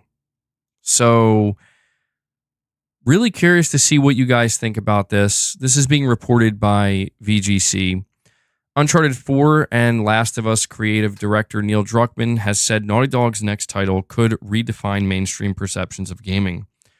The studio's parent company, Sony, used its corporate strategy meeting on Thursday to present its creative entertainment vision, which it describes as its long-term vision for where it wants to be in 10 years, with an eye towards future technological advances. In an interview published to coincide with today's event, Druckmann was asked to share details about a personal vision or dream project he wants to see realized. I've been lucky to work on several dream projects, and I'm currently excited about a new one, which is perhaps the most thrilling yet, he said. There's a growing appreciation for gaming that transcends all age groups, unlike when I was growing up. This shift is highlighted by our venture into television with The Last of Us, which I hoped would bridge the gap between gamers and non-gamers. The show's success has spotlighted gaming, illustrating the rich, immersive experiences it offers. This visibility excites me not only for our current project, but for the broader potential of gaming to captivate a global audience. I'm eager to see how this new game resonates, especially following the success of The Last of Us, as it could redefine mainstream perceptions of gaming. Naughty Dog has yet to announce its next game, and Druckmann has danced around its identity during recent interviews. Last year, he suggested the studio would reveal its next game closer to its release than has previously been the case, in a bid to combat work-life balance issues that arose from announcing what it was working on too soon. Having previously acknowledged strong fan demand for The Last of Us Part 3, Druckmann recently confirmed that he has a concept for a third game in mind and thinks there will be one more chapter to the story. However, he's also spoken about wanting to try new things and Sony's willingness to let Naughty Dog do so. He returned to the subject during the new Sony interview. You have to take risks to find new ideas that connect with audiences, and even though Uncharted was a chart-topping success, it was important for our studio to innovate again with a new franchise like The Last of Us, he said. Many companies would insist on sticking to profitable franchises, but SIE's culture and philosophy empower us to pursue new ideas. Art requires risk. You can't engineer perfectly and predict how successful it will be. I'm incredibly thankful that SIE trusts us to leverage our past successes to explore brand new creative avenues. So, very interesting interview with Neil Druckmann, to be honest, for multiple reasons. Number one, I think it's cool that he's, talking about Sony, and this is what we like to hear. He's letting us know that Sony absolutely is very much about letting studios like Naughty Dog get more creative and explore and to be willing to let them try brand new things. This is so critically important that I firmly believe if Sony was not willing to do this and they were too strict about sticking to franchises and didn't let these studios kind of go in the direction they wanted to go in, I think PlayStation Studios would have failed a long time ago, or at least gotten to a point where they were struggling and they wouldn't overcome that struggle until they realized that's what they got to do. I think this is also why Sony's able to retain such high caliber talent across so many of their studios, is because that's what these creatives want to do. They want to be able to breathe, and take risks and try different things. So that leads us to the more important aspect of this interview with Neil Druckmann, where he's making some pretty bold claims. Neil Druckmann is saying that Naughty Dog's next game might redefine the public perception, like the way the public perceives mainstream gaming. And this is one of those quotes where it's like, it's either completely worth overthinking because it's worded in such a specific way where it's like, what the hell could he be talking about here? Or it's one of these things where it's definitely not worth overthinking because it's really a it's a non-statement essentially. That's just, it's like I don't think anybody's gonna feel that way. But it's hard not to overthink it, or at least analyze this statement a little bit, because we know that the expectation for Naughty Dog is sky high. We know that regardless, at least I would hope everybody knows, and we've talked about this, regardless of your personal feelings on the story of The Last of Us, there's expertise there that is so high. It's such a high caliber, like very few studios can do what Naughty Dog did technically. Very few studios can make a game like that. That's just the truth. Like, there are very, very few studios in the world that can make a game like The Last of Us Part 2, or even a game like Uncharted 4 for that matter. And people have this super high expectation of them, myself included. So here's my read on this, okay? When I listen to what Neil says here, this 100% has to be a new game. It has to be, because I don't think there's any way you talk about a game set in the Last of Us universe. Again, an established universe with an established set of rules and an established expectation. I don't think you talk about another Last of Us game and say that this game could redefine the way people perceive gaming, right? Like, that to me sounds like a new game, something brand new, something that they haven't done yet, a new IP. And it's interesting that he even references The Last of Us, right? He even references the transition where, Sony let us move on from Uncharted to go make The Last of Us, which is a huge risk. That's a huge risk. Like, I don't think people understand that coming off of Uncharted 3, a game like a game series like Uncharted, it's like most other video game publishers would be like, yeah, you're going to make Uncharted 4, 5, 6, 7, 8, 9 until the wheels fall off, right? And they're like, but we want to make this game called The Last of Us. And Sony said, okay. Obviously, Sony wants them to return at some point to Uncharted, but they said okay. And that's so interesting to me. And so to me, it seems very clear that Neil Druckmann is communicating in this interview that, yeah, we're making something new. And I'm just trying to figure out what he means. I'm going to need your help here, guys. Like, what do you think Neil means when he says it's going to it could, he's not saying it will. He's saying this new game, I'm assuming it'll be a PS5 game, could redefine the way people perceive. Hold on. I closed the article out too soon. I want to read the quote exactly. I don't want to.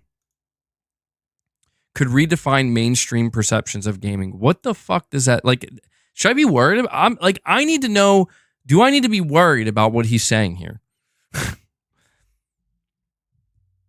It's PR speak. I don't think it is. I'll be honest with you. That's why I'm fascinated. I don't think this is PR speak. Like, that does not sound like PR speak. That sounds cryptic. PR speak, I think, would be more like, yeah, we're trying to push the boundary. We're trying to be ambitious. We're trying to do things we've never done. That to me sounds more like, okay, like I get what you're saying. This to me is very, it just sounds specific, man. Like, he's not saying, see, here's what I think is interesting. And look, maybe I am overanalyzing. I admit, I probably am. But I think it's interesting that he's not saying our next game is going to move the medium forward. Our next game could be the best thing we ever made. It could change gaming. Like, he's talking about people's perception. In other words, another way you could say this is Neil Druckmann seems to believe that Naughty Dog's next game will change how people see gaming in the year 2024. Or, I mean, I guess if it were to come out in like 2025 or 6. That's what he's saying. And I'm just trying to understand, like, well, maybe I can understand until I see the game, but I'm trying to, like, imagine what could... I'm reading, I don't know. I feel like I'm just reading this multiple ways, man. So let me break it down. Paul, you're saying it's PR talk? I mean, ultimately, yeah, sure. We could file it under PR talk. I guess I'm just saying I find the wording fascinating. Like, that's what I'm interested in, because it's, I think most people are reading this as like a good thing. And I'm trying to communicate that, guys, what he's saying is not necessarily a good thing. Like, that's what I think people are not picking up on here, is that it could redefine mainstream perceptions of gaming. That's not good or bad. That's different. Like, I wonder if people are picking up on that. Like, he's not saying, like, the way he's wording this does not immediately take you to the point of this is going to be good.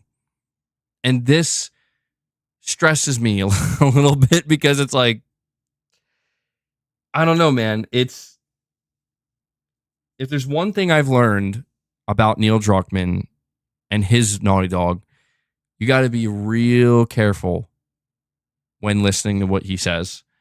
And I think that's why I'm overanalyzing what he's saying here, because I hung on to every word he said about The Last of Us Part 2, and I saw the result story-wise, and I was devastated. I was like, shit.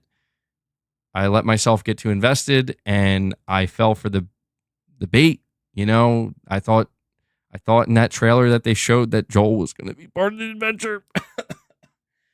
I thought Joel was going to be part of the adventure, and they bait and switched. And I just remember reading a bunch of different quotes and bunch of different things that Neil had to say about The Last of Us Part 2 before it came out, So it's hard for me not to just like kind of look at what he's saying here about this new game and kind of squint at it a little bit and be like, You don't think he's really saying anything? Antonio, you're saying, I don't think he's saying anything really. It's going to be an ambitious AAA game made to appeal and bring in the broader audience. You know what? That, I think you might be right.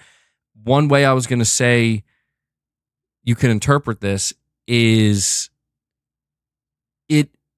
it almost sounds like they could be going in the polar opposite direction of games like The Last of Us and of games like Uncharted. And I don't want to say, making it more accessible, because I know people don't like that word, but essentially, yeah, like trying to bring in a different type of player. So, like, here's something I'm a little worried about. And it's interesting timing that we're reading this quote from Neil Druckmann as we're playing a game like Hellblade, or as I'm finished playing a game like Hellblade and giving my thoughts on it. What worries me about this quote a little bit, just a little bit, is that when he says mainstream perceptions of gaming, I want to ask you guys, and to me, this is why I'm saying, like, this is not just a PR statement. I don't think it is. I really don't. On the surface, I think it might appear to be that way, but I want to ask you guys, when you think, if I were to ask you, what is the mainstream perception of gaming? What is that to you? What is the mainstream perception of gaming? See, this is what fascinates me, because I'm curious to know, in Neil's mind, what is the mainstream perception of gaming in Neil Druckmann's mind? And I'm just curious what you guys think. Call of Duty, zombie games. Well, Perfect Image thinks, zombie games. That is for kids. Okay. Oh, interesting. That is for kids. All right. Elden Ring, Candy Crush. Most likely a self-played movie game. Open world checklist games. Mario, Fortnite, Roblox, Horizon Zero Dawn, Mario, Zelda, Fortnite. A lot of Fortnite. Gaming Survivor. I got to use my astral realm powers to look into Neil's mind. I must know what he knows. What does bro know? Netflix plus Fortnite, Metal Gear. He praised Elden Ring a lot. Yeah, that's true. Cerebro it. Damn. I just started watching X-Men First Class again. Mobile. Yeah, so I wanted to ask you guys this, because I think this is the important part of what he's saying, is we have to try to identify what is the modern perception of of gaming. And if Neil sees it the same way a lot of you guys see it, where their modern perception of gaming is like, oh yeah, your Call of Duties, your Roblox, your Fortnite, your live service forever game, and even like mobile games and very simple games. I guess, a way that I could possibly interpret this is he might be saying that our next game is going to basically be on that, like, it's going to be in a person's mind. Like, when you think of, what's mainstream gaming, Naughty Dog's game, this new game they're making is going to be one of the first things that pops into your mind. How do you even, what kind of, knowing they're making a single player game, what would you have to do to make that happen? It'll be a game that takes place in the astral realm. Arnie Vesper, I apologize, man. I missed your milestone chat. Member for 7 months, you're saying the only game Naughty Dog made that I didn't 100% love was The Last of Us 2. I think people prematurely have voted them down. A new IP from Naughty Dog could be amazing. Yeah, that's where I sit with this. Like, I'm not going to preemptively judge Naughty Dog's next game, because if it's a new game, because just because of how I felt about The Last of Us Part 2. Obviously, I had very strong feelings about that, but it's been years. I replayed it since then, and I was like, okay, it is what it is. If they come out and they're like, here's something brand new, I'm definitely going to pay attention. Like, okay, it's, as far as I'm concerned, it's a clean slate at that point. Let's see what you're doing. And, if they do something stupid, then sure, I'll be like, okay, I'm not digging what you're going for here, Naughty Dog. And that would be very disappointing. I'll be honest. Like, I don't want further disappointment in any way from Naughty Dog. I just don't. What I want from Naughty Dog is what we expect in the same sense from like Rockstar. Like, with Rockstar, when they release a game, you're like, there's no way this will disappoint. Like, in no way is this game going to disappoint at all. It's just not. I want Naughty Dog to be on that same level. And Naughty Dog, for me, was on that same level until The Last of Us Part 2. And is that a huge ask? Maybe it is. I'm not saying the game has to be like on the same technical level. I'm not saying that. I'm just saying, like, how people just have this general feeling of like, yeah, Naughty Dog's going to nail it. Like, or Rockstar, they don't release games often, but when they do, they hit. Like, they just hit no matter what. And you can't argue that. At least that's how I feel, Well, yeah, that's a good point, Space D. Yeah. Like the GTA Trilogy remaster, I honestly erased that from my mind. You know what I mean, though. Yeah, I mean like a new Rockstar game. Because I don't know, there's a lot of people didn't like Last of Us Part 1 or Last of Us Part 2 remaster, and so Naughty Dog, I think they're not perfect. No studio is. They all have their weak spots, I guess we could say.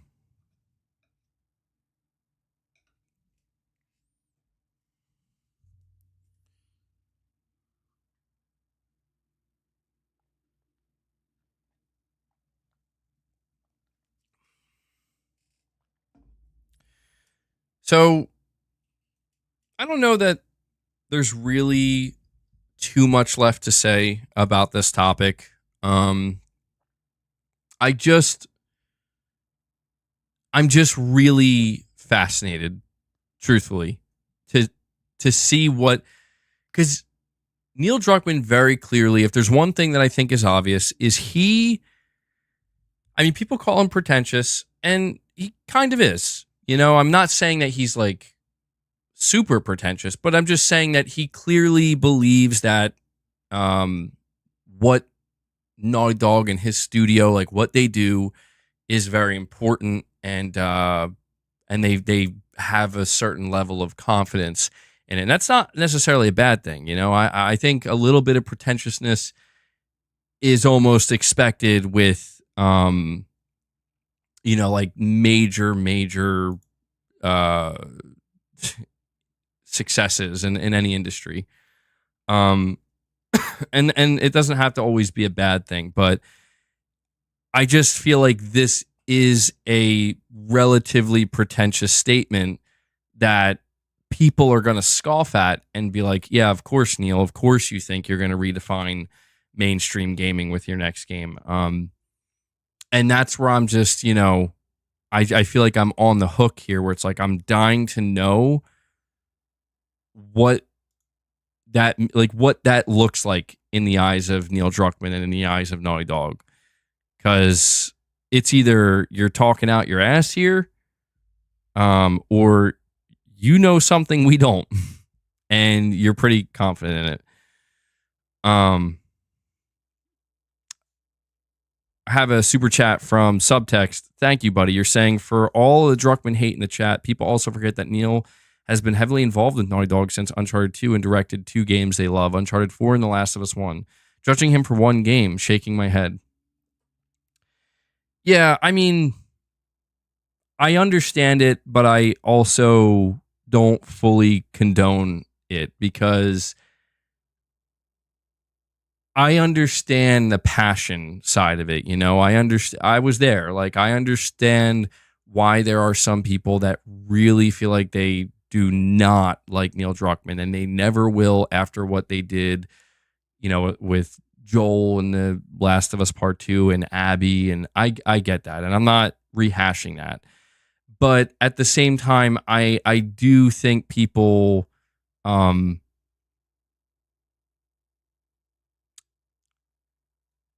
not going to speak for others, but I'll just speak for myself in that I look, I'm not a perfect person. Nobody is. One of the things that I find works to my detriment more often than not is holding on to a feeling for too long, no matter what that feeling is. Whatever that feeling is towards something or towards someone, it always eventually is like, if I hold on to it long enough, it eventually works to my detriment.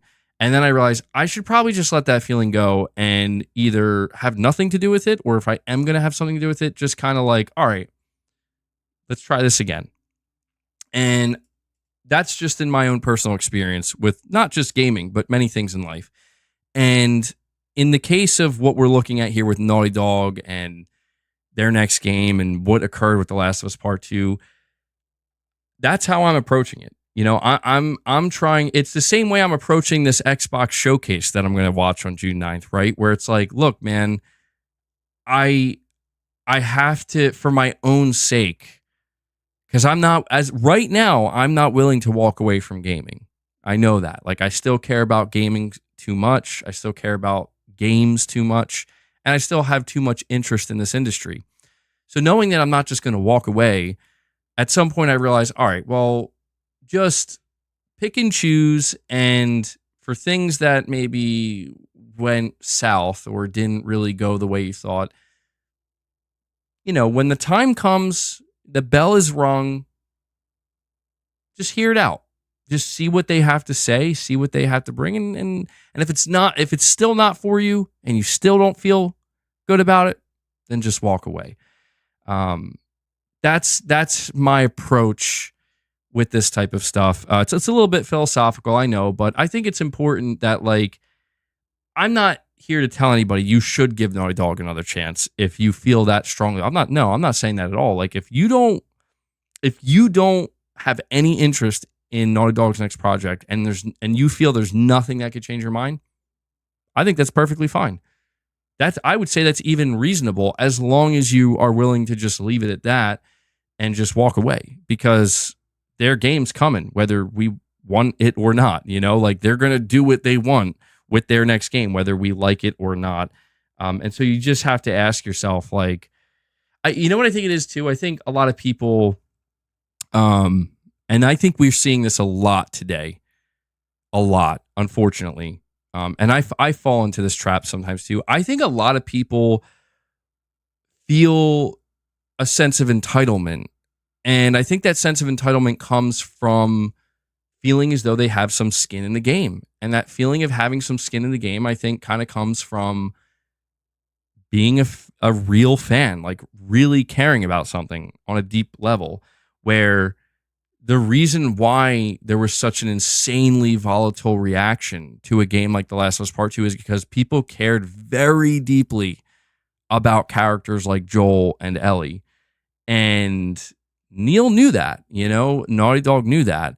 And that's why, that's absolutely part of the reason why they went down the path they did with that story, because they knew how much people care about these characters. So they also knew this is going to drop like a ton of fucking bricks on people. Like, this game is going to be the heaviest fucking game that maybe a person ever plays. They knew all of this. And I just think it's like, it is important to remind yourself with all of this that we are not entitled to any of it. And that's just the reality. No matter how intensely you feel about something, you're not entitled. And if you can't let go of that sense of entitlement, it's likely because you made and I will say it is a mistake, because I do think it's a mistake. You've made the mistake of investing too much of your emotional self into a product. At the end of the day, it is a product. It is art. Yes. But it is a product. Now, if you don't want to view it as a product, maybe that is a little too heavy-handed. If you do want to look at it from the more artistic, you've invested too much of your emotional self into the art itself. That's a deeper, like that's even more concerning because that's on a deeper level. But it's like when you get mad at a musician for changing their sound. You know, like that musician is not beholden to you. Just because they made something you like or even you love, like you love it, it really means something to you. They didn't make it just for you.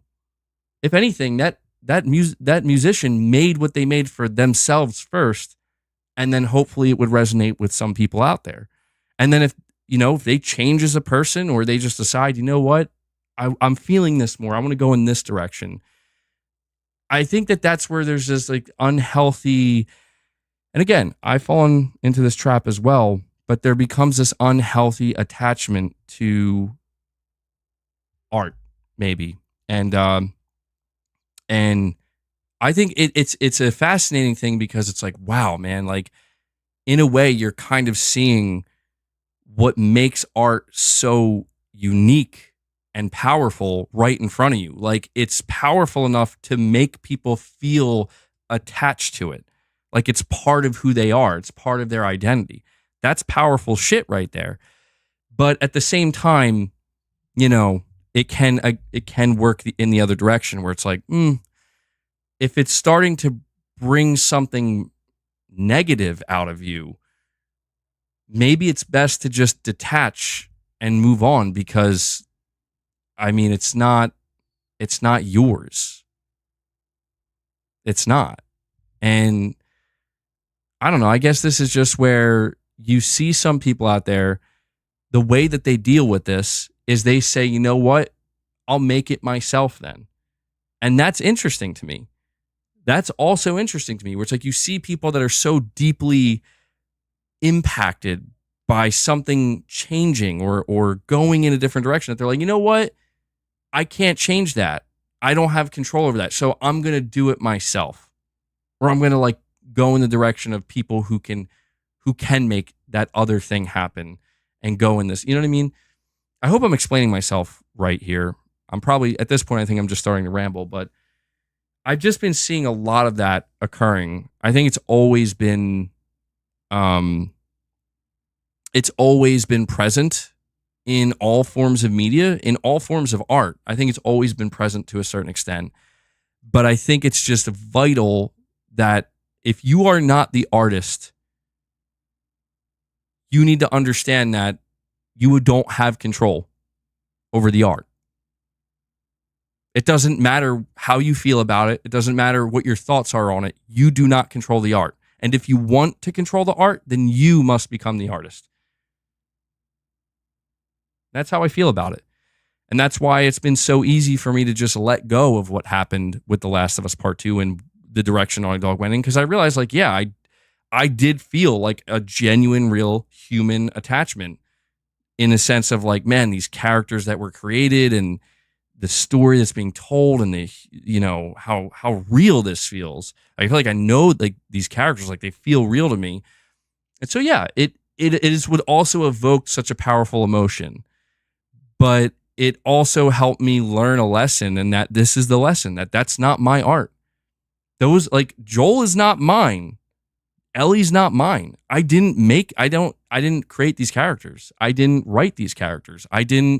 I've had no hand in the creation of this art. So who am I to dictate what should or shouldn't be done? That's where I've landed.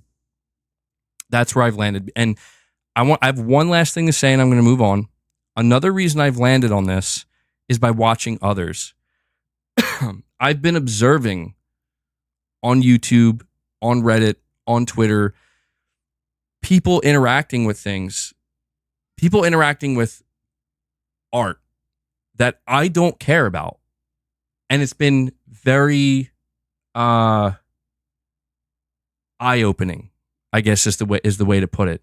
In being so distant from it, we're like, this art, whatever this media is, whatever this is that people care about, I don't care about literally at all. It means nothing to me. And I'm observing the reaction and I'm observing the push and the pull. And I realized through that kind of third party observation that, wow, nobody's winning here. And I don't know if like by that I'm talking about observing the group of people that are trying to pull something back to them, where it's like it doesn't seem like there's anything to be won here, and it just seems like you're holding on to something that's already so far beyond. I don't know why you continue to spin your wheels this way. That's all.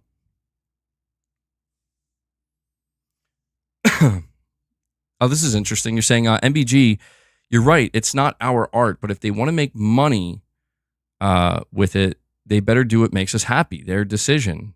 Be an artist to make money. Absolutely. I agree with that. And that's where, if we want to, I'm not going to go in this direction because I'm going to end this here so we can move on to the next topic. But it is very interesting to think that, yes, there is this also push and pull dynamic, maybe even within the artist themselves, where they're like, do I just do what I know will work and make everybody happy? Even though it reminds me of the musician where it's like they have a hit record and they feel like, well, I got to do more of that. You know what artist or a band comes to mind? I think of Metallica a little bit here. I'm not comparing Metallica to Naughty Dog, but I'm just saying I've been a huge Metallica fan my whole life. And obviously I wasn't there from the beginning because I was born in 1993. But what's so interesting to me about Metallica as a band is like I've experienced their music growing up, and I learned with their discography, I'm like, man, they have some different sounding albums. Like the Load and Reload album sounds way, way different from Ride the Lightning and Kill 'Em All and Justice for All. And then later on, we get like their cover album, we get Saint Anger. But then after that, I witnessed Metallica go back. Like they went back to with like Death Magnetic and Hardwired to Self-Destruct, and their latest album, like I feel like they had this, I could be wrong, but I just got the sense that they're like, yeah, we got to go back to the way we used to make music. We got to go more in the, we're a thrash metal band. We got to make thrash metal. And these albums were great, but I found myself just, I find myself listening to albums like Load and Reload sometimes, and not every song on those albums were great. There were definitely some songs that were like, but there were some songs on there I'm like, oh my God, you guys have, I would love to see you do a little bit more of this, because you have so much potential here to make different sounding music. And I've heard some of their covers as well. I've heard like these Metallica covers. I mean, they covered like Leonard Skinner with like Tuesday's Gone. And I'm like, this is amazing. I'm like, you guys are so talented. You should never feel like you should just stick to thrash metal, because you could do so much more than that. And so, it's their choice, obviously. If that's what they want to do, that's what they want to do. But I just remember coming across so much consternation on the internet where people were like, Metallica sold out, they went mainstream, they got away from their roots and all this shit. And I'm like, I get it, but man, like they were able to create some amazing music that I just feel like if they had been too afraid to do something different, they would have never made it. They would have never created that music. And I'm grateful for it, because it's some of my favorite music even still today. But it is always very disappointing when you are like following a band or a musician and they completely change their sound and you're just like, I don't even recognize this band anymore, and I'm very upset. But it's all about the moment, So, don't know. I didn't think I would somehow weave Metallica into this conversation about Naughty Dog and video games, but oh yeah, I forgot about that. People hated Metallica because of what they did with Napster. That was so weird. Oh, that's another great band to bring up, by the way. Avenged Sevenfold. Yeah, I know I keep going on here. I do have another main topic to talk to you guys about, but let me just say, Avenged Sevenfold is a band I've been following for many, many years as well, since I was a kid, basically. And their latest album, I have to admit, like when I first heard it, I was like, this is either one of the best things I ever heard or one of the biggest pieces of shit I ever heard. I really can't tell. And it was such a, all I knew is that this is not what I expected. And I'm very confused. And so I kept listening to it, and I've come to the conclusion that most of what's on that album is very good. It's just, it's so jarringly different that it took me like months to actually process what they were doing here. And I have like a newfound appreciation for it, where it's like, it's one of these things where I do wonder, do I appreciate what this band chose to do by doing something very strange, very different, very weird, very unexpected? Do I appreciate this more ultimately than if they were to just do what they did previously with a slight alteration? I don't know, man. That's art. That's art.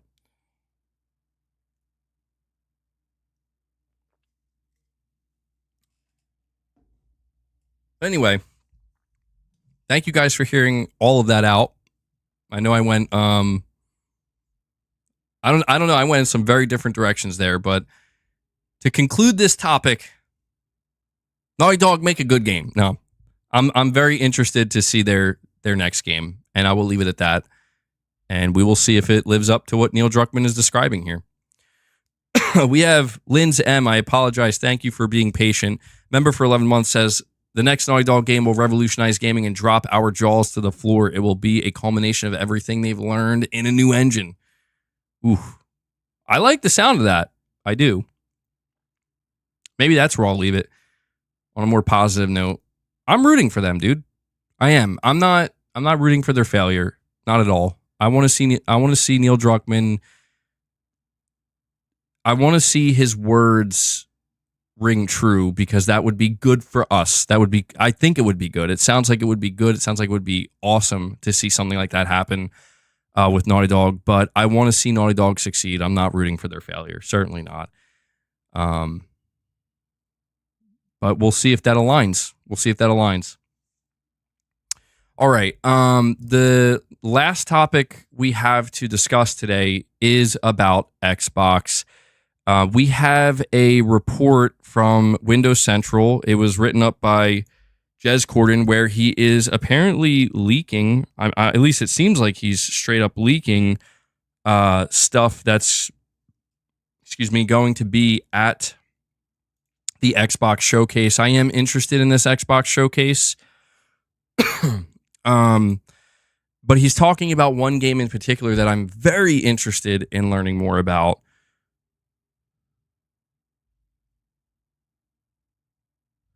And so let me read to you what he's reporting here. I guess as we wait for the rumored PlayStation Showcase, we will just we'll just talk about this Xbox Showcase. At least there's one thing Xbox doesn't keep you waiting for, right?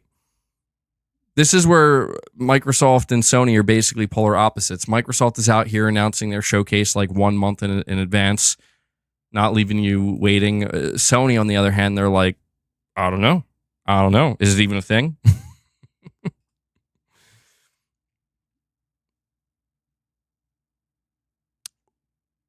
Okay. Antonio Lopes, thank you for that. Saying MBG, he clarified it's a prediction.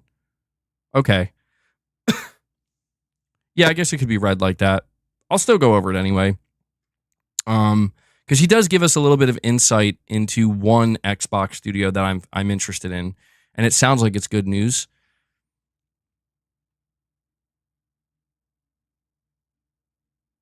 All right, so I've heard via trusted sources that State of Decay 3 does look far more impressive than its predecessor, with more attention to visual presentation being a core pillar. In addition, State of Decay 3 will also lean more heavily into narrative elements to immerse you into the game's world. State of Decay 3 will try to work individual community members' backstories into more viscerally into the gameplay to make their trials more impactful and immersive. So this right off the bat has my attention. Absolutely. I am Jez Corden is saying this, by the way, of Windows Central. I'm super interested in State of Decay 3.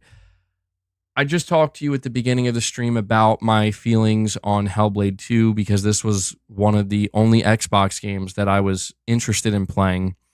And I don't know how you guys took what I said about Hellblade 2, but for me, it feels like it was kind of in the middle. Like it was a lot of what I like and a lot of what I don't like. It was good in some ways and very disappointing in others. And so it just really didn't overall live up to my expectations.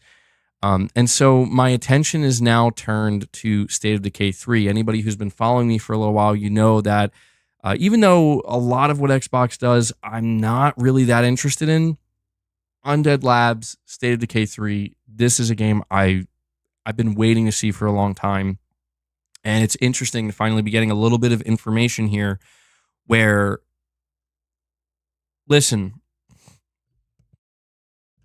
he doesn't use the term AAA, but everything that he's describing here with State of Decay 3, you know, a heavier emphasis on visual presentation, that's a core pillar. They want the game to look better. They want it to be a little bit more narratively driven. They want the backstories of the survivors to be more meaningful throughout the game. Dare I say, this is the triple anus I've been waiting for with State of Decay. Is it possible? You think State of Decay 3 might be day and date on PS5? That would be, dude, that would be awesome. I'll be honest. Like, State of Decay 3 is a game I will port beg for, yeah. If it's good, as long as it sounds like it's going to be good. It does sound like it has potential to be very good. That's a game I'll port beg for, no doubt. So that would be great. But I will tell you right now, I'm going to play State of Decay 3 no matter what when it comes out. That I'll play on PC if I have to. But it would be great if they could bring it to PlayStation 5 though. I would love to, just because even as I was playing Hellblade, I'm like, you know, it would be great to unlock some trophies. I feel like a game like Hellblade, I would have felt, I think, genuinely more satisfaction playing that game, unlocking some trophies along the way, especially if there was a platinum. But when you play more PC games, I don't know, dude. It was fine. I appreciate how easy it was for me to just hook up the controller and play, but I think that was due to the Xbox app. So, truth be told, I might just start. It really depends on whether or not Microsoft is going to start rapidly porting or even going day and date with their games on PlayStation 5. But if they don't, I'll probably just continue to do it this way because I was quite shocked at how easy it was.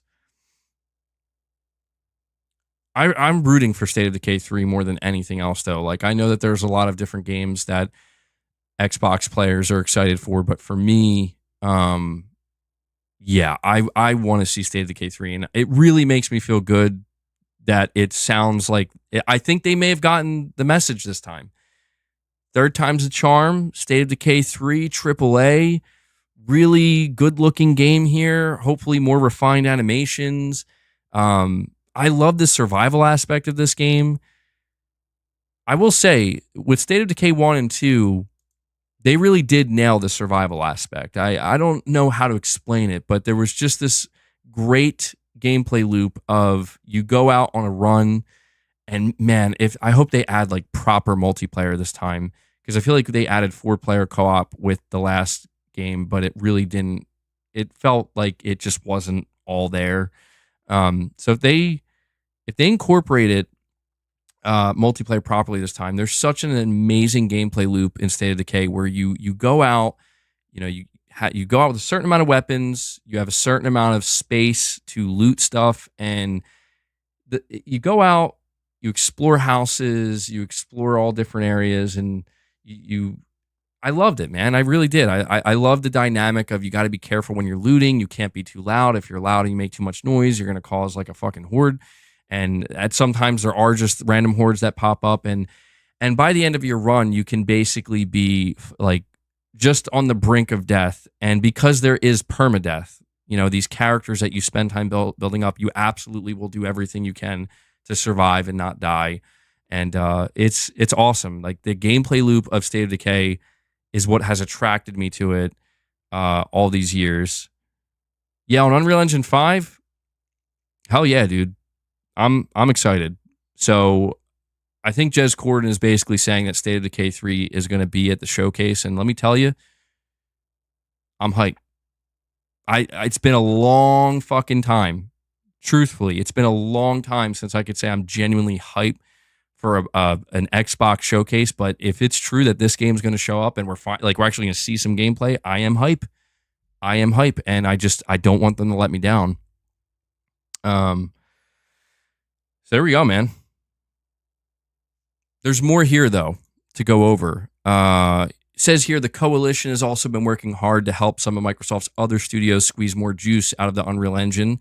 And we've seen some of the fruits of that in games like Hellblade 2 more recently. But now it might be time for the Coalition to step out of the shadows with rumors around that a Gears of War 6 reveal may be on the docket. And so Gears 6, I'm much more mixed on Gears 6. It seems pretty clear that Gears 6 is going to be there.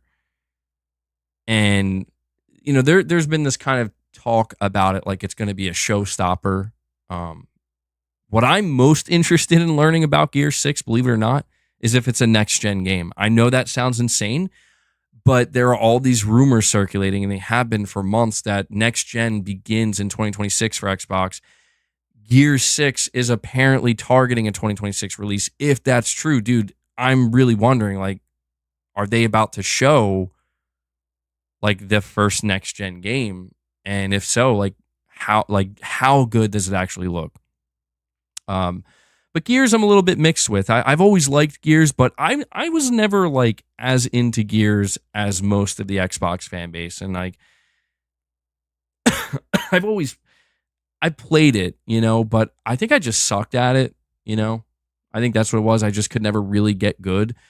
But I've enjoyed Gears for what it is. And so Gears 6, we'll see.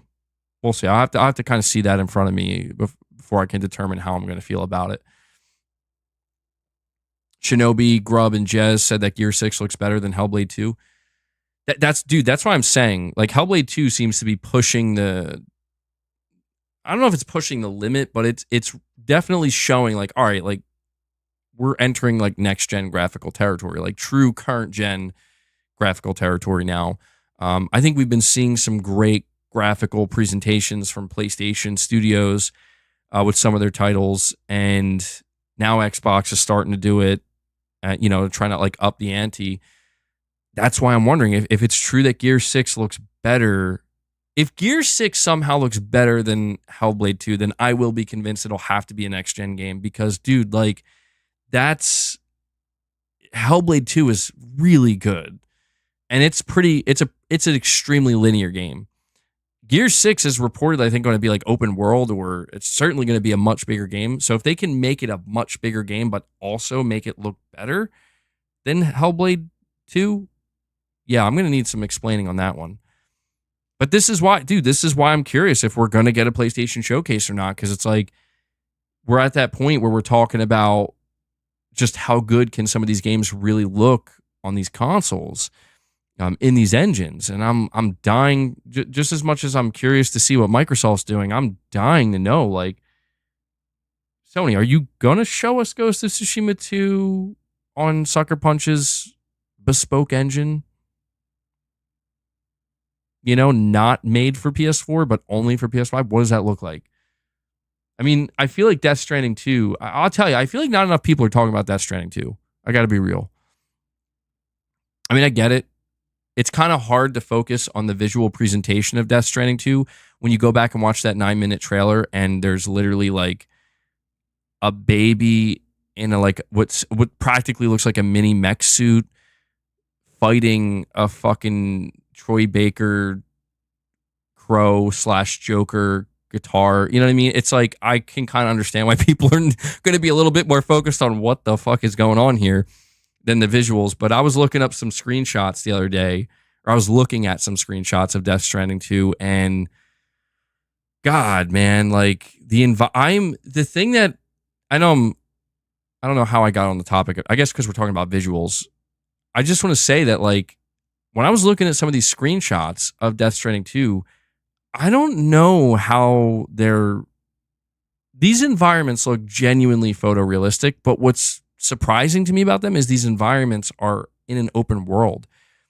And I really, we look at a game like Horizon Forbidden West, that's an open world game where we're like, man, that looks really good. But I'm like, dude, what the hell is Kojima doing over there with this engine? Because it looks crazy good. I'm wondering, like, I'm dying to know if what we're seeing, like, is that PS5 Pro, because it looks good. These games are starting to look so good. I'm like just starting to question, like, wait, is this what these games are going to look like on our actual consoles or what? But anyway, continuing on here, we got a third bullet point here. It says the initiative's entire structure was upended too during the development of Perfect Dark, moving from a flat structure to something of a more traditional format. Contraband, formally and exclusively revealed by us as Project Typhoon, I actually forgot about this game, has also had some difficult development since its reveal, owing to the pandemic in part, but also due to departing key directional staff. At least in the case of one of these, I've heard that Perfect Dark is shaping up nicely now.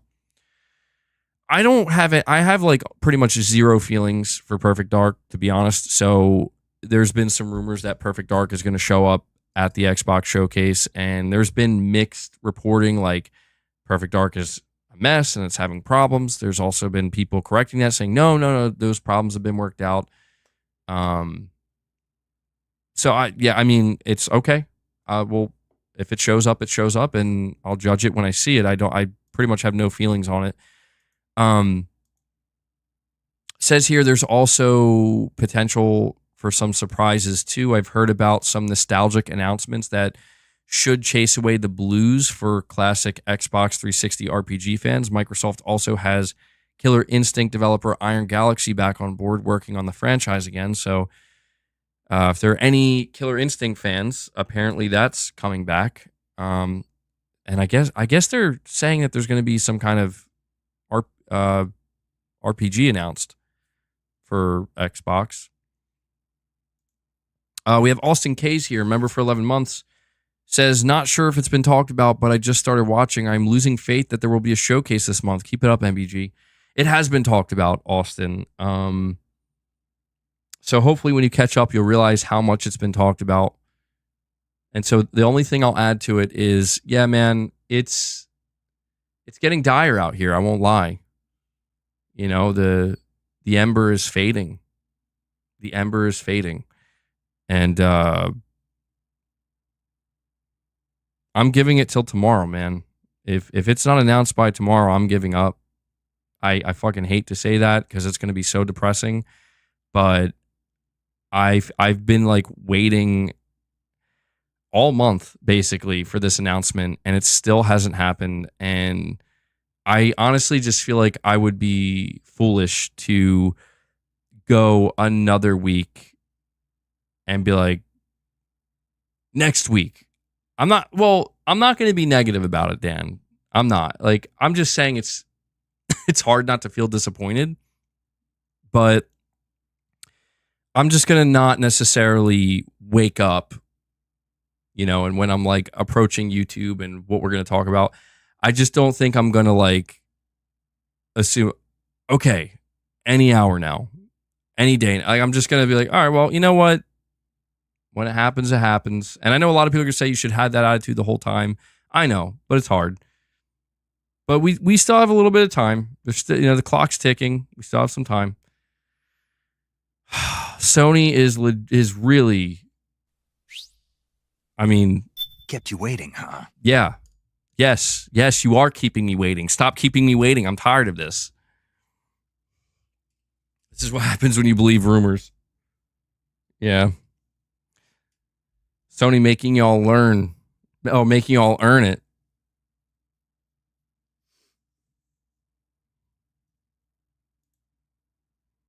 All right.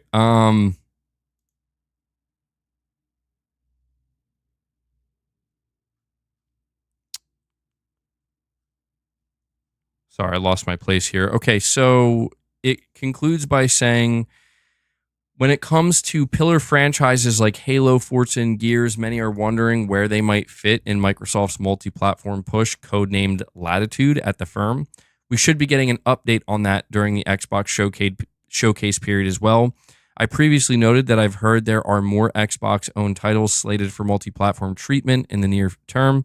I think an obvious example we could see go multi-platform is the Xbox Series X and S, or as in it'll be on Xbox Series X and S and PlayStation 5, would be the next Doom. So again, this article kind of borders on, I can't really tell if he's giving inside information or if he's hurt. Jez Corden is the one who broke the news on Project Latitude, saying that this is a long-term initiative, and this is the code name. So he's letting us know that we are, and this to me does seem like it's a straight up, he's leaking this. He's saying that Microsoft is going to give us an update on this Project Latitude around showcase time, where they're going to talk more about more games coming over to PlayStation 5. And then he goes on to say that it seems like Doom is going to be one of these games. Now, I just want to say, it's going to be interesting if Doom specifically comes to PlayStation 5 and it's like announced, like, yeah, this is coming to PS5. Only because, dude, I think it was November 28th, 2023. I remember this so well because I went back and I listened to this clip multiple times. This clip trended. This clip of me trended at that time. It doesn't matter now. I want to make it clear. I know how these things work. It's a new day. It's a new month. It's a new year. Nobody cares. Who cares?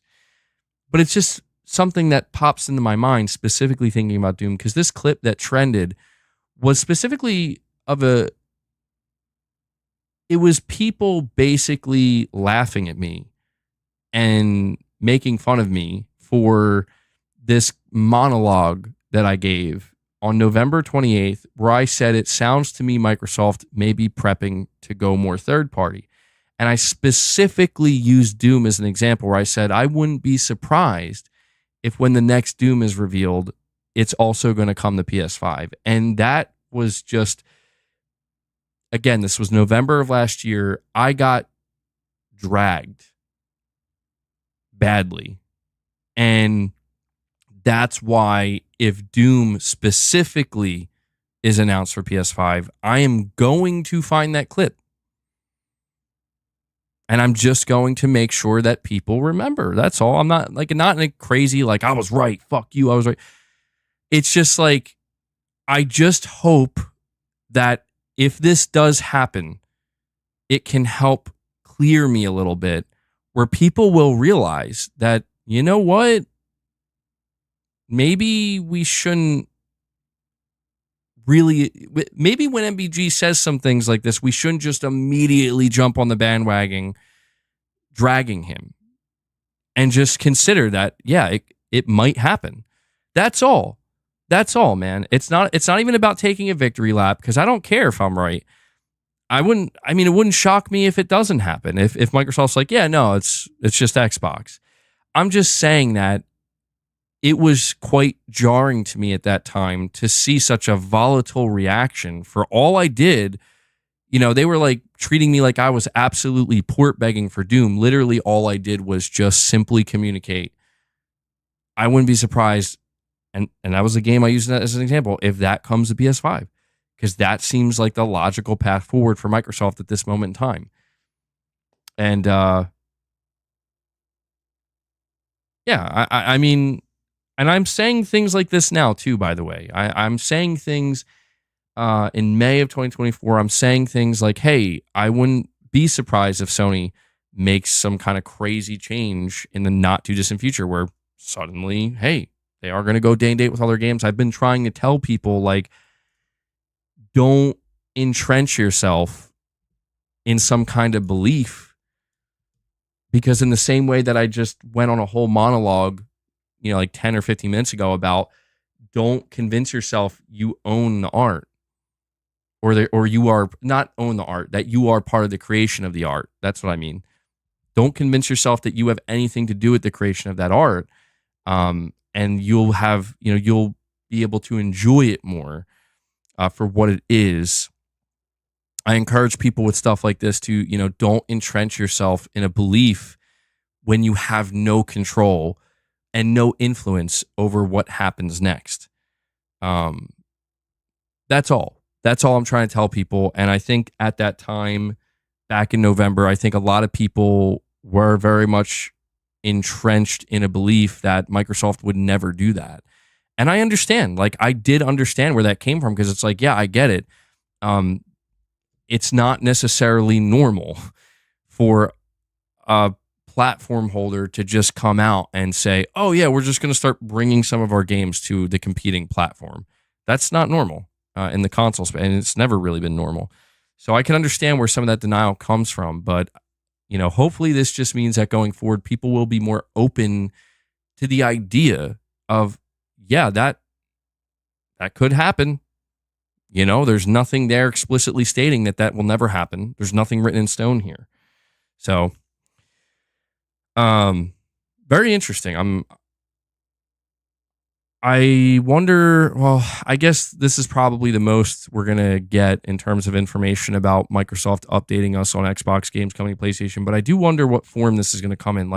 Is Microsoft going to come in and have a separate blog post talking about this right after the showcase? Are they actually going to address it in the showcase? I'm curious to learn about this. Oh, and by the way, it's been confirmed. The next Call of Duty is called Call of Duty Black Ops 6, and Microsoft did confirm, as we already knew, that immediately after the Xbox showcase, they're going to be doing a direct for Black Ops 6, and they revealed the cover art. I'm genuinely very interested in this year's Call of Duty. This might be the last year I'm this interested in a Call of Duty. Could be ever again. I don't know. It's been a long time since I felt any excitement for Call of Duty, but I gotta admit, man, I'm a sucker for the Black Ops series. And 4 years, let's see, man, what did they cook? What did they cook up? No, it's actually not called Gulf War.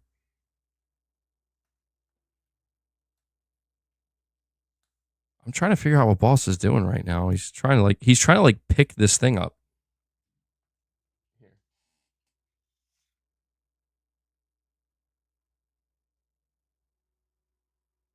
There you go. Click.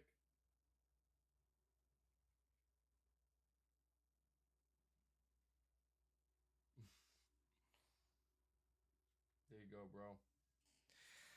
I'm trying to see if he is gonna, figure out how to use it. Oh shit. Where'd it go? What'd you do?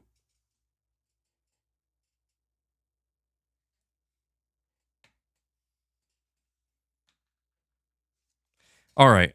Magnum Gaming. Sorry to keep you waiting, buddy. Thank you for the super chat. You're saying you think Hellblade 2 is episodic. What if Ninja Theory has a lot of content ready to keep feeding Game Pass? 7 years is too long for what it is now.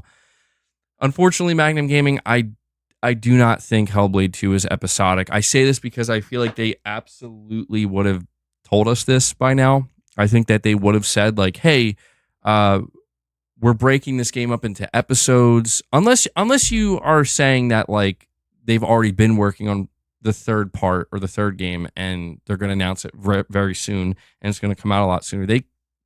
Again, it's a possibility, but I don't think so, man. I very much get the feeling with Hellblade 2 that everything that they put into this game and what just released is the culmination of 4 years of work. And I do agree that for Game Pass, this cycle is not going to work.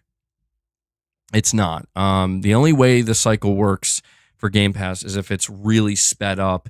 But if you're talking about getting episodic gaming content that's that level of visual fidelity and motion capture and storytelling. I don't think that's a possibility. There's a reason these games take so long. It's not just, I mean, it is cost. Like everybody says, games take so long and it's because they're so expensive, but it's really because of everything that's going into them. It's because of the technology. The technology is becoming more advanced. It's becoming more sophisticated, but with that, it's also just becoming more, right? Like there's just more being put into these games than ever before. And naturally that is going to raise the cost because it's taking more time. And I'm looking more towards Call of Duty Black Ops 6 launching into Game Pass. I'm going to be very curious to see what happens with that, because it's, as far as I'm concerned, Black Ops 6 is going to do one of two things for Game Pass. It's either going to be the big boost that it needed this whole time, and it's finally giving it like a real chance to reach new heights, or it's not going to move the needle and it's going to help a little bit, but not nearly enough. And I think Microsoft is just viewing Hellblade as something that hopefully can, like, I don't know, man, how many new Game Pass subscribers did a game like Hellblade 2 drive? I don't know. I mean, I guess it worked for me, but it only worked for me because they gave me a free month and I already unsubscribed from it. So, I mean, I know that may sound a little bit shitty because it's like, well, you're not supporting the devs, but it's like, to be honest, no. I'm sorry. Like, I am rooting for Ninja Theory and I definitely don't want to see anything bad happen to them, but I'm sorry, I cannot justify, paying $50 for a 5.5 hour experience. I can't. Not when there's so many other games that are $50, or $60 that will give me so much more. Microsoft will count me as a user now. Yeah, no, they will. Yeah, they got me. I'm doing my part, bro. All right. I can boost their Game Pass numbers. But no, I don't think it's going to be episodic. I am curious if anything changes, though. Magnum Gaming. Like, I'm most curious with Ninja Theory. I'm most curious to know if their approach to game design changes with a third. Like, if they were to make a Hellblade 3, I would like to see some changes. Like, that's my whole thing here is I don't want to be this person that, and maybe I should have, I think I tried to explain this a little bit earlier, but without totally rehashing the first topic, some basic changes I would like to see is like, if you're going to pad out your game because you need it to be a little bit longer, please find more engaging and interesting ways of incorporating gameplay in between those moments that are not just slowly walking, hearing voices and lighting torches and staring at stuff. You know what I mean? It's like, it's just too much. It's too mundane, honestly. And it's appropriate in some cases, but not for like a fourth of the game or even a fifth of the game. It's too much. Like, you got to break it up more. And it's unfortunate that there were too many times where it just felt like the game just started to feel like I'm watching like one of these really long director's cut versions of a film that's like 4.5 hours long, where it's like, oh, so this is why they don't make movies 4 hours long, because there's so much crap here that's like, we don't really need that. It's just going to slow it down too much. That's what it feels like. So I would like to see Ninja Theory take a page out of Naughty Dog's book. Like, let's get some real gameplay in there. Different types of gameplay. I don't know how much that can be woven into the story that they want to tell, but maybe make a couple of alterations to the story if need be to facilitate that, because this is a video game after all. I don't think that there would be anything wrong with that.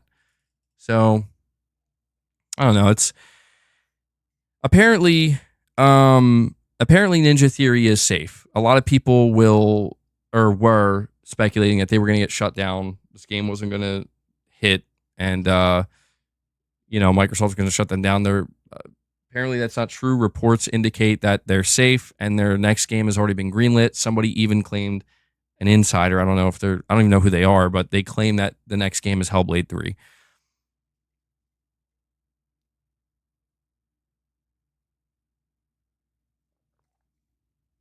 Fred, you're saying I cannot understand how people are saying that the combat is better when it feels less compared to the first game. Plus, the input from button press on screen execution made it feel a little laggy.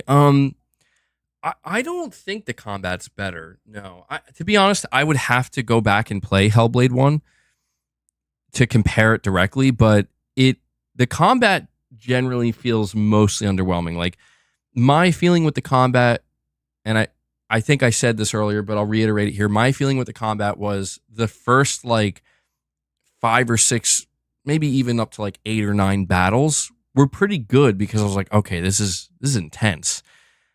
But after that, you realize like, this is it. Like nothing changes. And I mean, the only thing that really changes is there are a couple of enemies, and only a couple throughout the game you fight, that just take longer to kill. And that's it. Like they just basically have a little bit more health, but there's really no variety.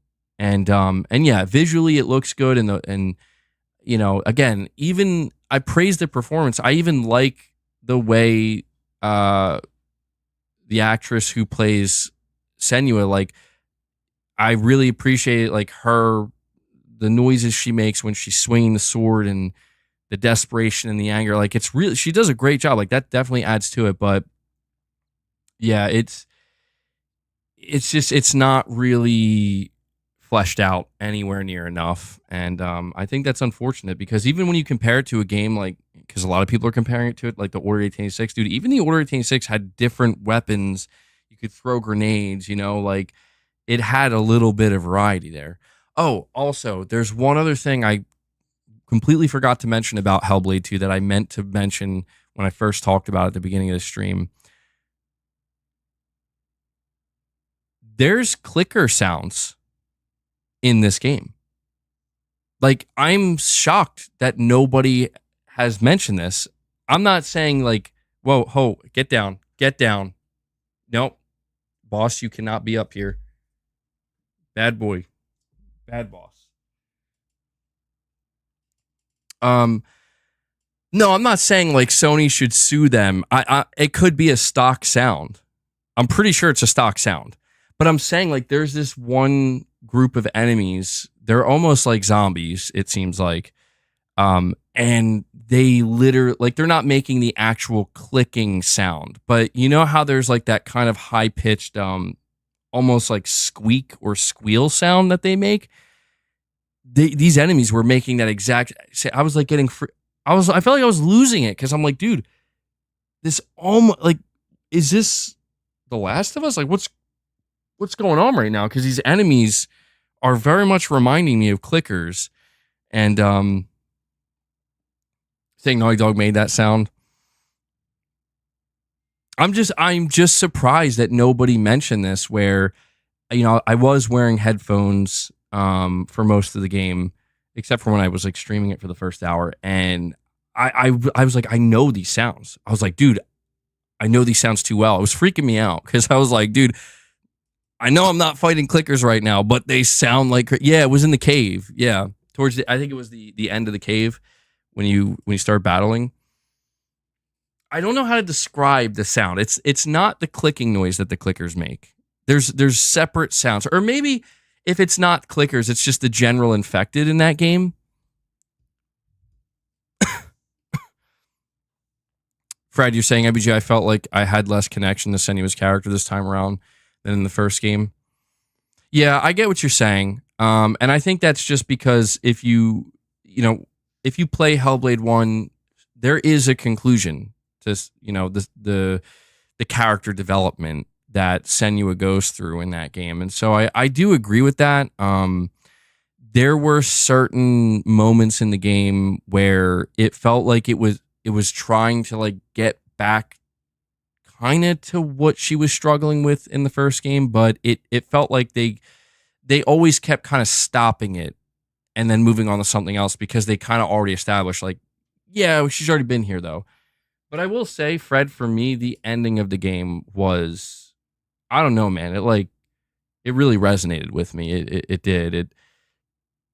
I said earlier, and I'll say it again, that like this Ninja Theory did something with this game very right, with the story and with the character development and where it led to, like the conclusion. And I don't know, maybe I'm just a sucker for the heavy hitting emotional beats, but when I finally got to the end of it, it made whatever parts of that game I was struggling with earlier just kind of fade into the background, where I was like, okay, this game is making me feel things. And it reminds me of, it reminds me of my experience playing the first game. Not as strongly, but I did enjoy that aspect, because I do look for that in things that I pursue. Any media that I consume, I like to experience stories and things that really evoke sometimes an intense sense of emotion out of me. And like, bro, no way. Did you guys just see Boss? He just straight up was like, shut the fuck up. He just attacked me with both of his paws. Oh my God. But yeah, I do appreciate that from Hellblade 2, and it doesn't make up for everything, certainly not, but it just makes me still have this, there's something left to be desired, that I think that's my biggest problem with Hellblade 2 is I just find it unfortunate that rather than feeling fully satisfied with this game, I feel like there was something awesome that I experienced, but there were so many things that were disappointing that it was like, I'm just right back to that feeling of, all right, Ninja Theory, I hope you get it this time, that next time, like, I hope you can really get to that level that I feel like you guys can do it. So I hope for the best. I'm low-key 100% sold on Hellblade. Well, I'm 100% sold on the character of Senua, the world that they built, the dynamic of the character and her psyche. And one of the things that I did find most intriguing about this game is the new characters that you're introduced to, that she interacts with. Like these were the parts of the game that I'm like, there's something so good here. And like, I can feel it, but I just feel like there's so many other areas where it's like, there's too many things disconnecting from that. Yeah, no, I agree with you, Fred. That I agree with. Yeah, well, they were just...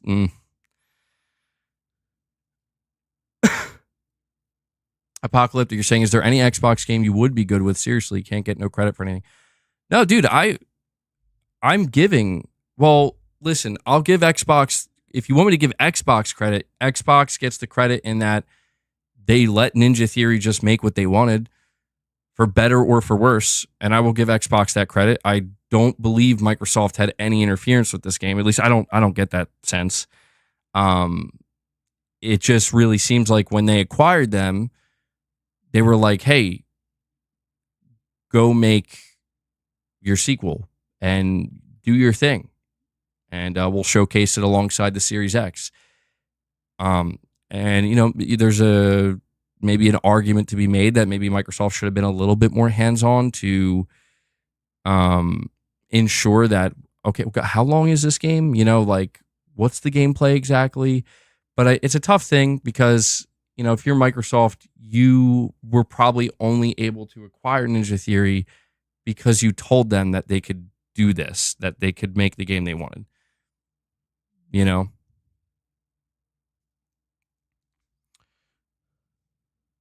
But yeah.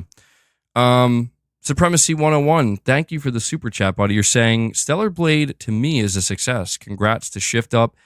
They got a gem on their hands. Heck, I've seen an ad of a Stellar Burger, Blue Burger no less. Yeah, I saw that. That was so weird.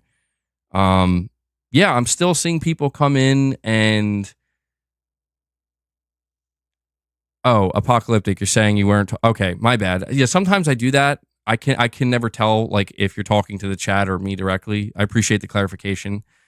Um yeah, I don't know that I would eat that blue burger. I don't know about that because it's like a bright, it's almost like a baby blue or like a teal looking burger. It's a little creepy. But I've been seeing more and more people kind of filing in talking about you know, their feelings on Stellar Blade and asking me my feelings. And it's kind of funny because like I've spent so much of this stream talking about Hellblade 2 and I'm still playing Stellar Blade though at the same time.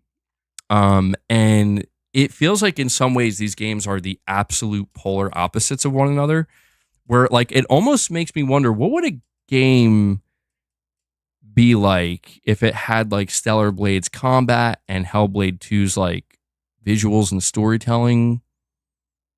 Basically what I'm saying is make Hellblade 2 have Stellar Blade combat. No, Stellar Blade is awesome, man. It's a really fun game. Let me let Leia in. Hold on. Hold on one sec, guys.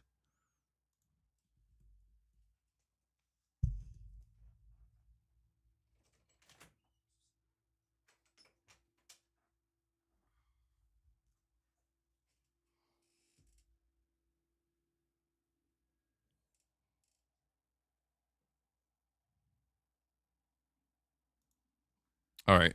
Sorry about that. Leia was crying at the door. I want to see really quick if I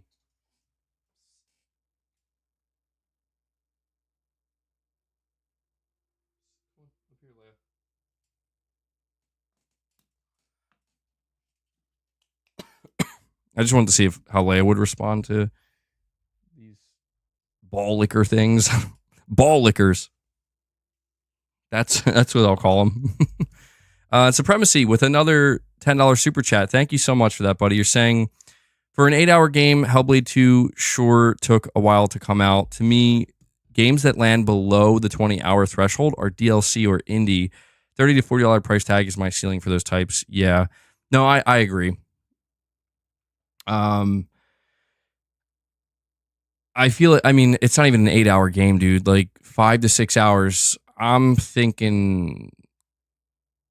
I mean, I think the most you could push is $30. I mean, a part of me almost even thinks like $20, but $30, yeah.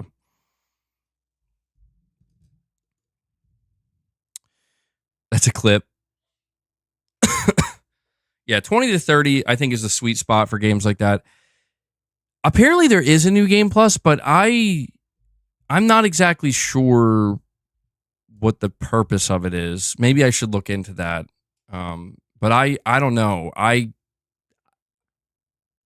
be honest with you, man. Like, you want to talk about games that don't really, I don't want to say it doesn't have replay value. I just want to say that I definitely have no desire to replay it. Like this is one of those games where I would replay it if I wanted to show somebody some of it. You know what I mean? Like to show, oh, check out like these graphics, or, you know, I want to show you the story or whatever, something like that. But Fred, you're saying you 100% of the game in 7.5 hours. Yeah, I do wonder if that's what Ninja Theory meant. Like if you want to 100% the game, it takes about that long. But I mean, it's nice to have different games. It's nice to have a diverse slate of games. There's no doubt about that. And I do think that, and I want to say this too, because I this will probably be the last thing I have to say about Hellblade 2, but I realize I didn't talk about this aspect at all. In terms of like what this does for Microsoft, I can say right now, like Microsoft, whatever you do not shut down Ninja Theory. Okay? Like I don't care how poorly the game does. Microsoft needs a studio like this. If anything, just because these guys over at Ninja Theory or this team, they know how to do like incredible motion capture work. They understand deep storytelling. They understand characterization. To me, this is the type of stuff that like if Microsoft ever plans in the future, whether it's with Ninja Theory or even other studios, they're going to need that talent to be able to make that happen. And I feel like that talent is not the most ubiquitous in this industry. So, I do think that that's something that Microsoft needs to be aware of. It sounds like they are, but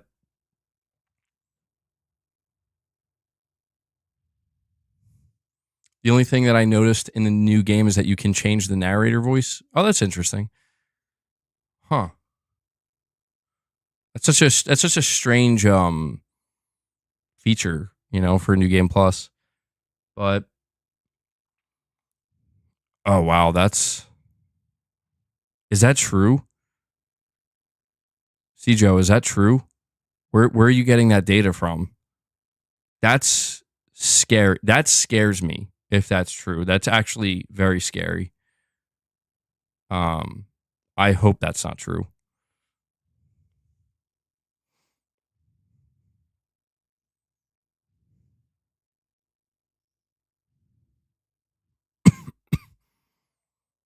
Damn, dude, that's brutal.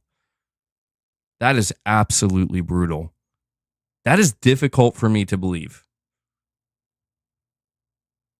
That's kind of a shame, to be honest.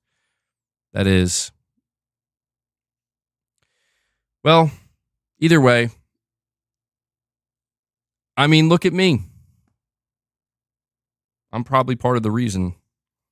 But I know why. So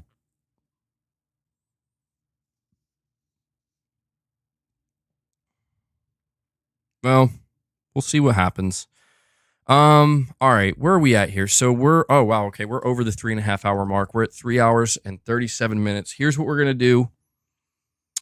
I'm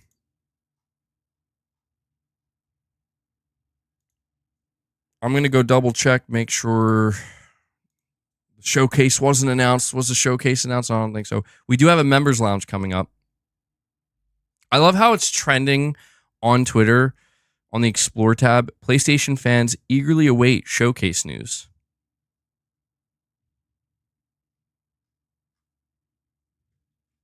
Let me go click on it and see. Wait, guys, hold on. We might have a cat battle here.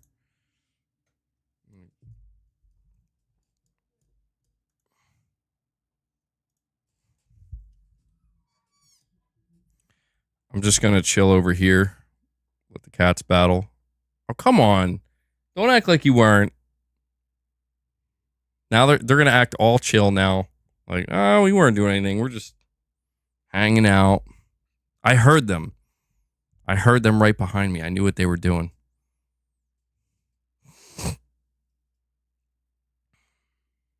Hold on. Boss might be going back for more. Look at them. They're like waiting for me to turn back around. They're like, "Can you please just look the other way so we can do this?"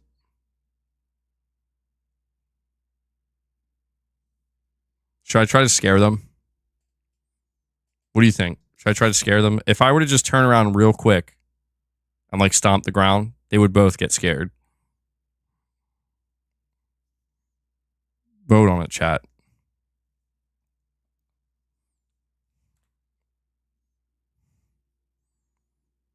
It's like totally divided. Some are saying yes, some are saying no.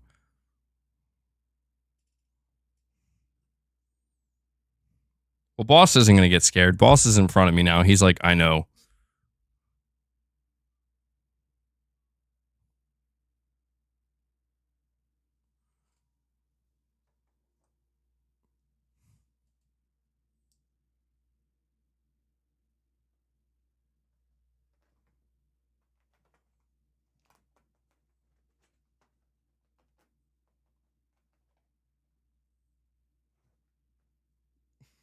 Dude, Boss has got like Matrix moves going on there, bro.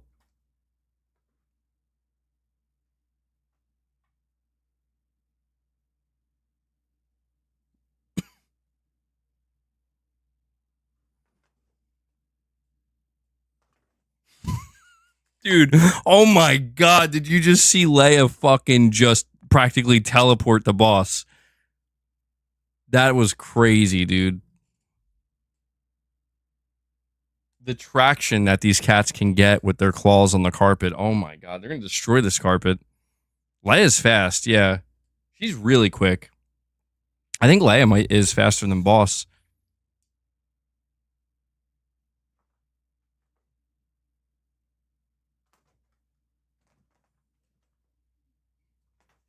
Yeah, look at her. She's got that agility, man. Boss is quick too, but Boss, he's a little bit, I don't know. He looks like he might have more power behind him. Red Harrison says, my cat's name is Tom because we all know Tom greater than Jerry. All right. A little bit of cat laser time there. We got Supremacy 101. Excuse me. With another super chat saying Hellblade 2 to me comes off as one of those Unreal tech demos that you see before a console launch. Looking forward to Lost Soul Aside and Concord. I feel will play a crucial role for PS5 to PC going forward. Yeah, a lot of people are saying that about Hellblade 2, that it feels more like a tech demo. And you say here, though Helldivers 2 might have already done so for Sony. Yeah, I don't think anything that Sony brings to PC is going to move the needle quite like Helldivers 2 did. I don't think that's possible at this point. However, it's impossible to say what a game like Concord is going to do. And Lost Soul aside, yeah, apparently we're supposed to hear from that game soon. So, Sony Showcase, is it happening? All right, so here's a question I have for you guys. Are we ready for the Members Lounge? I think I'm ready for the Members Lounge. I finished all my topics. We're almost at 4 hours.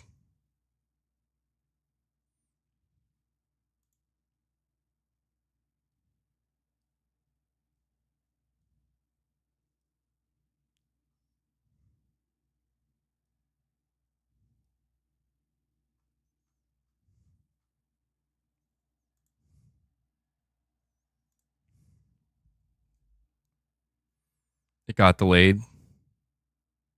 Well, you think the showcase got delayed? Excuse me. Showcase announcement any second now. All right, so here's what we're going to do. I'm going to end this stream here. Before I do that, though, I do owe you guys a couple of reps. We did hit 50, and I did promise some reps. So we'll get a little pump going. Then we'll get that Sony Showcase announcement. You know what I'm saying? That's how that's going to work. Let's see what I got playing here, though. All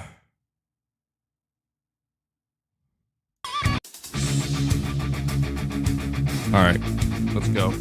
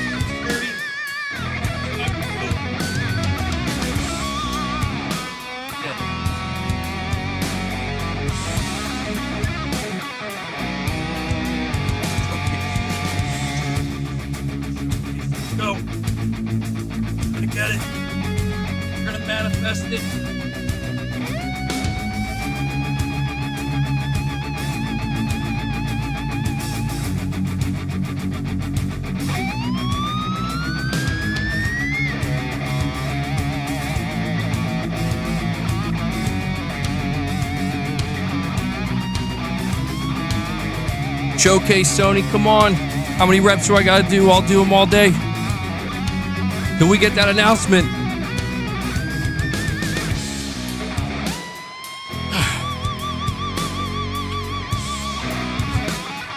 Any minute now. Any minute now. Manifesting disappointment.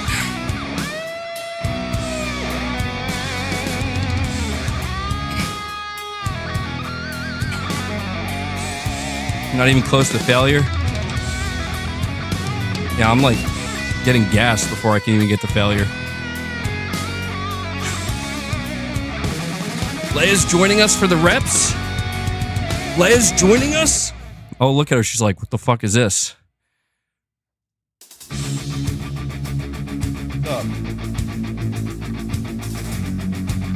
All right. Hold on.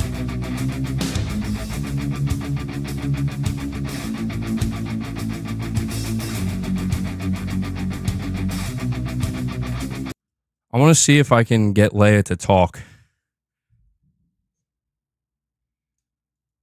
Wait, hold on.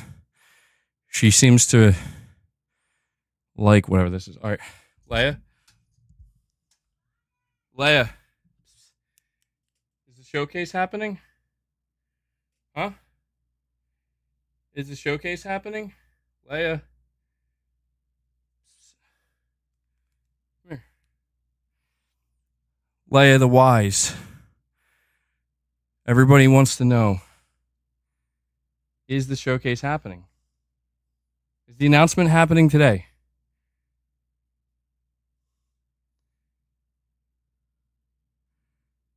What is she doing? She's trying to like get into this thing.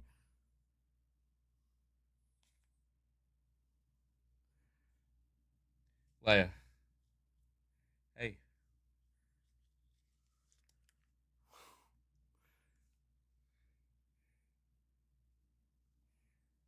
Okay, she's getting, I don't know what that is. Like, I don't know what's, I know that's not the catnip one, but she's really into whatever that is. So, all right, how about this?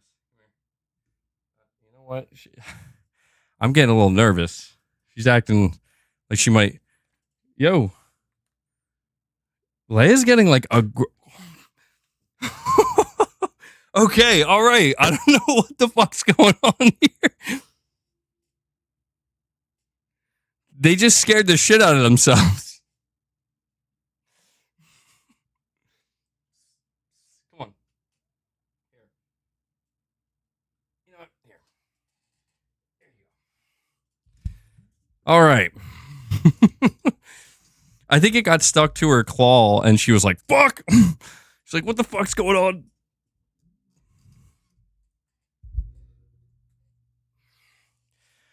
All right, we gotta get ready to go to the members lounge though. Leia's really acting weird though. I want to. She's acting so funny. Holy shit! Let me move this member goal, guys. Last call for membership gifts. Last call for membership gifts. All right, we're gonna be moving to the members lounge soon. I've never seen her act like this. Not even with catnip. What's going on is going on. What'd you do with it?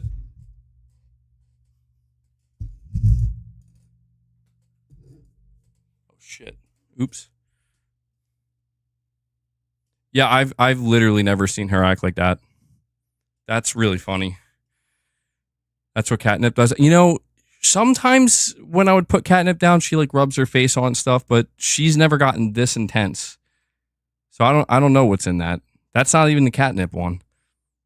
Must be something cats really like though.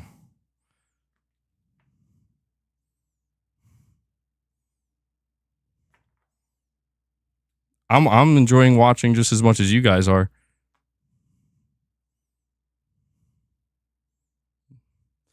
The wall balls are strong. Yeah.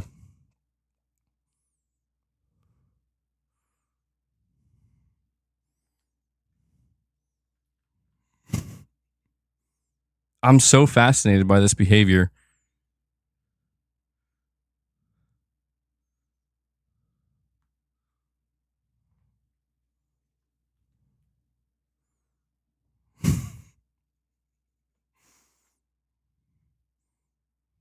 All right, Leia. Here, I'm gonna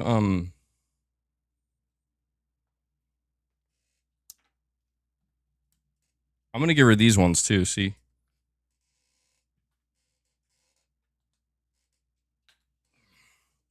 there you go. I was just like, what the fuck are those? Get those away from me. This is what we do now. This is the stream now. We just watch Leia.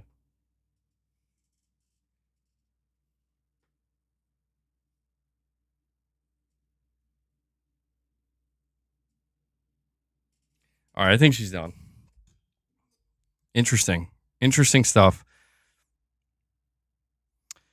All right. God, I've been trying to push it to the 4-hour mark, to be honest.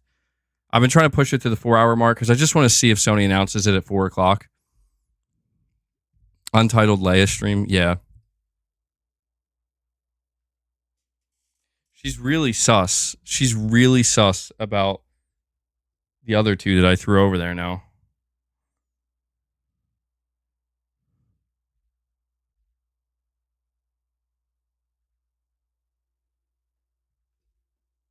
She's tired now. I'm just afraid as soon as I end the stream and I move over to the members lounge, I just have this like feeling that that's when the announcement's going to happen, you know? Come on, Herman. Do it. By the way, I'm a little bit late to this, but earlier I saw Corey Landiga was asking what he missed with the Wolverine news. Basically, what you missed, if you're still here, Corey, is Insomniac replied to somebody on Twitter who was asking, you know, Wolverine, like when we're going to see it. And they replied by saying, we'll show Wolverine when the time is right, and that time is not now. So, you know, it makes me think we're not going to see it anytime soon.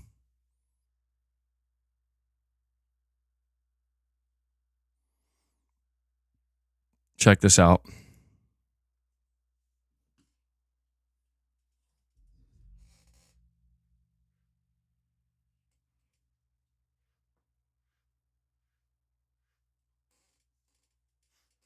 Leia loves this brush.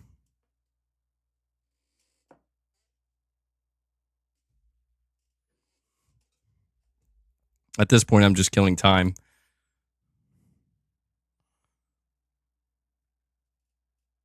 PlayStation Secret Showcase is basically the Xbox Showcase. Oh, man.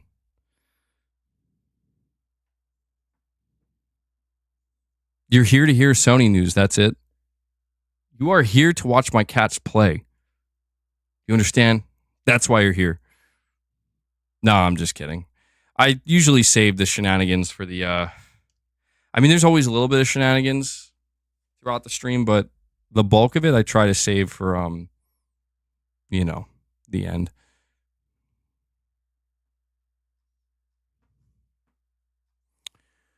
Come on, Sony. 4 o'clock. Is this it?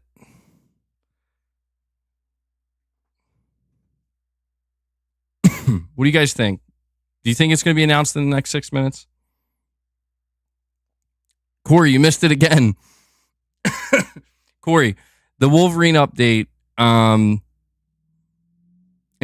replied to somebody on Twitter.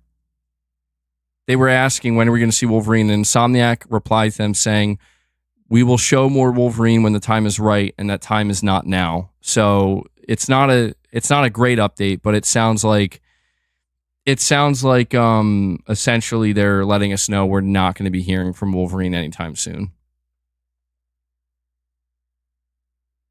Oh man, Leia's acting so weird right now. What is in these cat wall balls that I bought? She's acting so strange.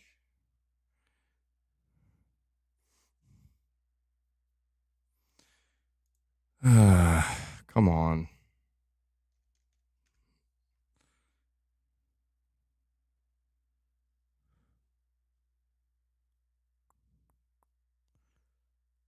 Sony's taking their good old time.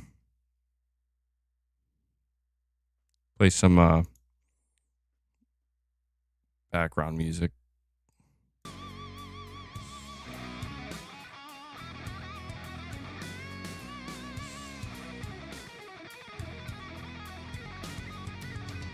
Nothing's going to happen? Probably not. But I can't risk it, you know? 4 minutes away. Am I really waiting on Sony? It's also just because I'd rather just end it at like the 4 hour mark. You know what I mean? Oh, Apocalyptic. I'm sorry, man. Damn. I keep reading Apocalyptic's chats at the worst time.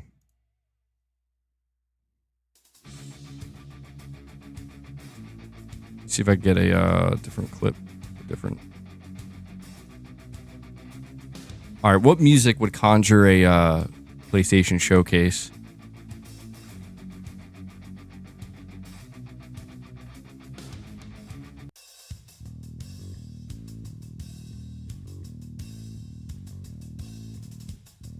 Music to summon the PlayStation gods.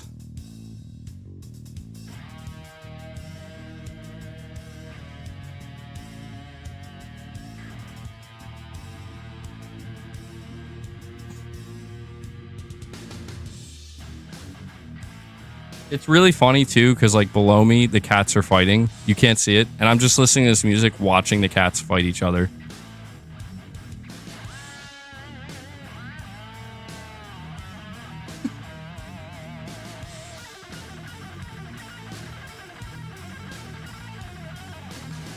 Scared the fucking shit out of them.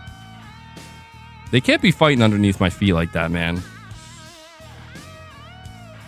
Bloodborne music. That's just I feel like that's the opposite. Bloodborne music is going to ensure we don't get a PlayStation showcase.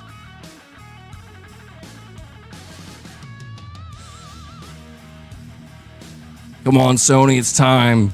I'm fucking sitting here like counting this shit down. Literally nothing's going to happen. How crazy would it be if it did though? How crazy would that be? What is Boss doing back there? Boss, what are you doing back there, bro? Huh? What are you doing?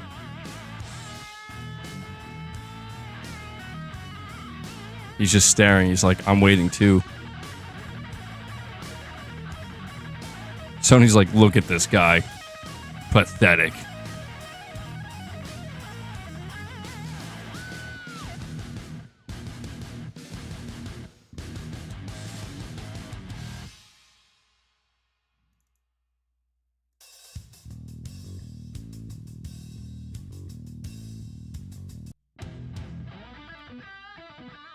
Yo, they just announced it. Sony didn't announce the showcase, but you know what they did announce? They just announced Bloodborne 2, bro.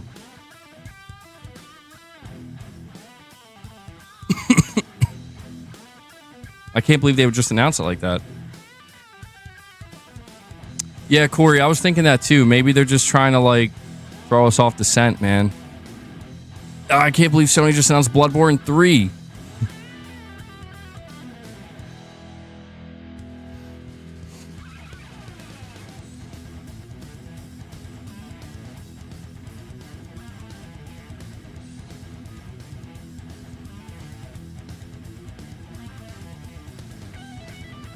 All right, let's go see.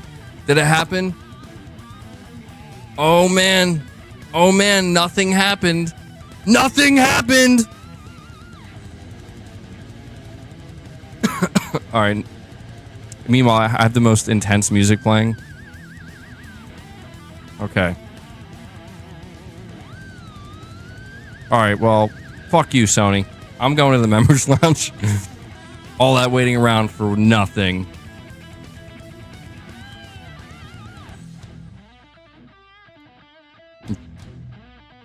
Gotta turn that hype music off. What's the music called, though? I think that one was called March On or something like that. I gotta see. I have all these names, but I never actually look at them. All right. So we hit the 4 hour mark for the stream. We tried to conjure a PlayStation showcase. Maybe Sony's just trolling or watching my streamer like watch. We'll announce it as soon as he ends it. But we're going to move over to the members lounge. So if you are a channel member, if you have a membership badge, please join me over there. The members lounge is going to go up right as this stream ends. So look out for it. God of War theme if no MGS music. Oh, I should get the God of War theme. Yeah, that'd be pretty cool. Leakers already said no showcase. I think they're saying the opposite of that. But yeah, either way, we covered quite a bit of topics here today. So just want to thank everybody for all of your continued support. We hit 52 members today, which is huge. To everybody who dropped membership gifts, thank you guys so much for your support. And to everybody who dropped the super chat, same thing. Just a reminder, you guys are the sponsors of this channel. If it wasn't for your support and, supporting the community, I simply wouldn't be able to do this. So thank you so much. And I also want to give a shout out to Devil Shooter. He does the timestamps for all the streams. So if you see him in the comments, give him a big thank you. But that does it for this stream. Hope everybody enjoys the rest of their day. To all my channel members, I will catch you in just a minute over in the members lounge. And to everybody else, I will catch you guys in the next proper stream. Hopefully the next stream is we're talking about a fucking showcase that was announced or something. At this point, I'll take a state of play, whatever. So, Corey's screaming Mortal Kombat. All right. Until next time, guys, take care.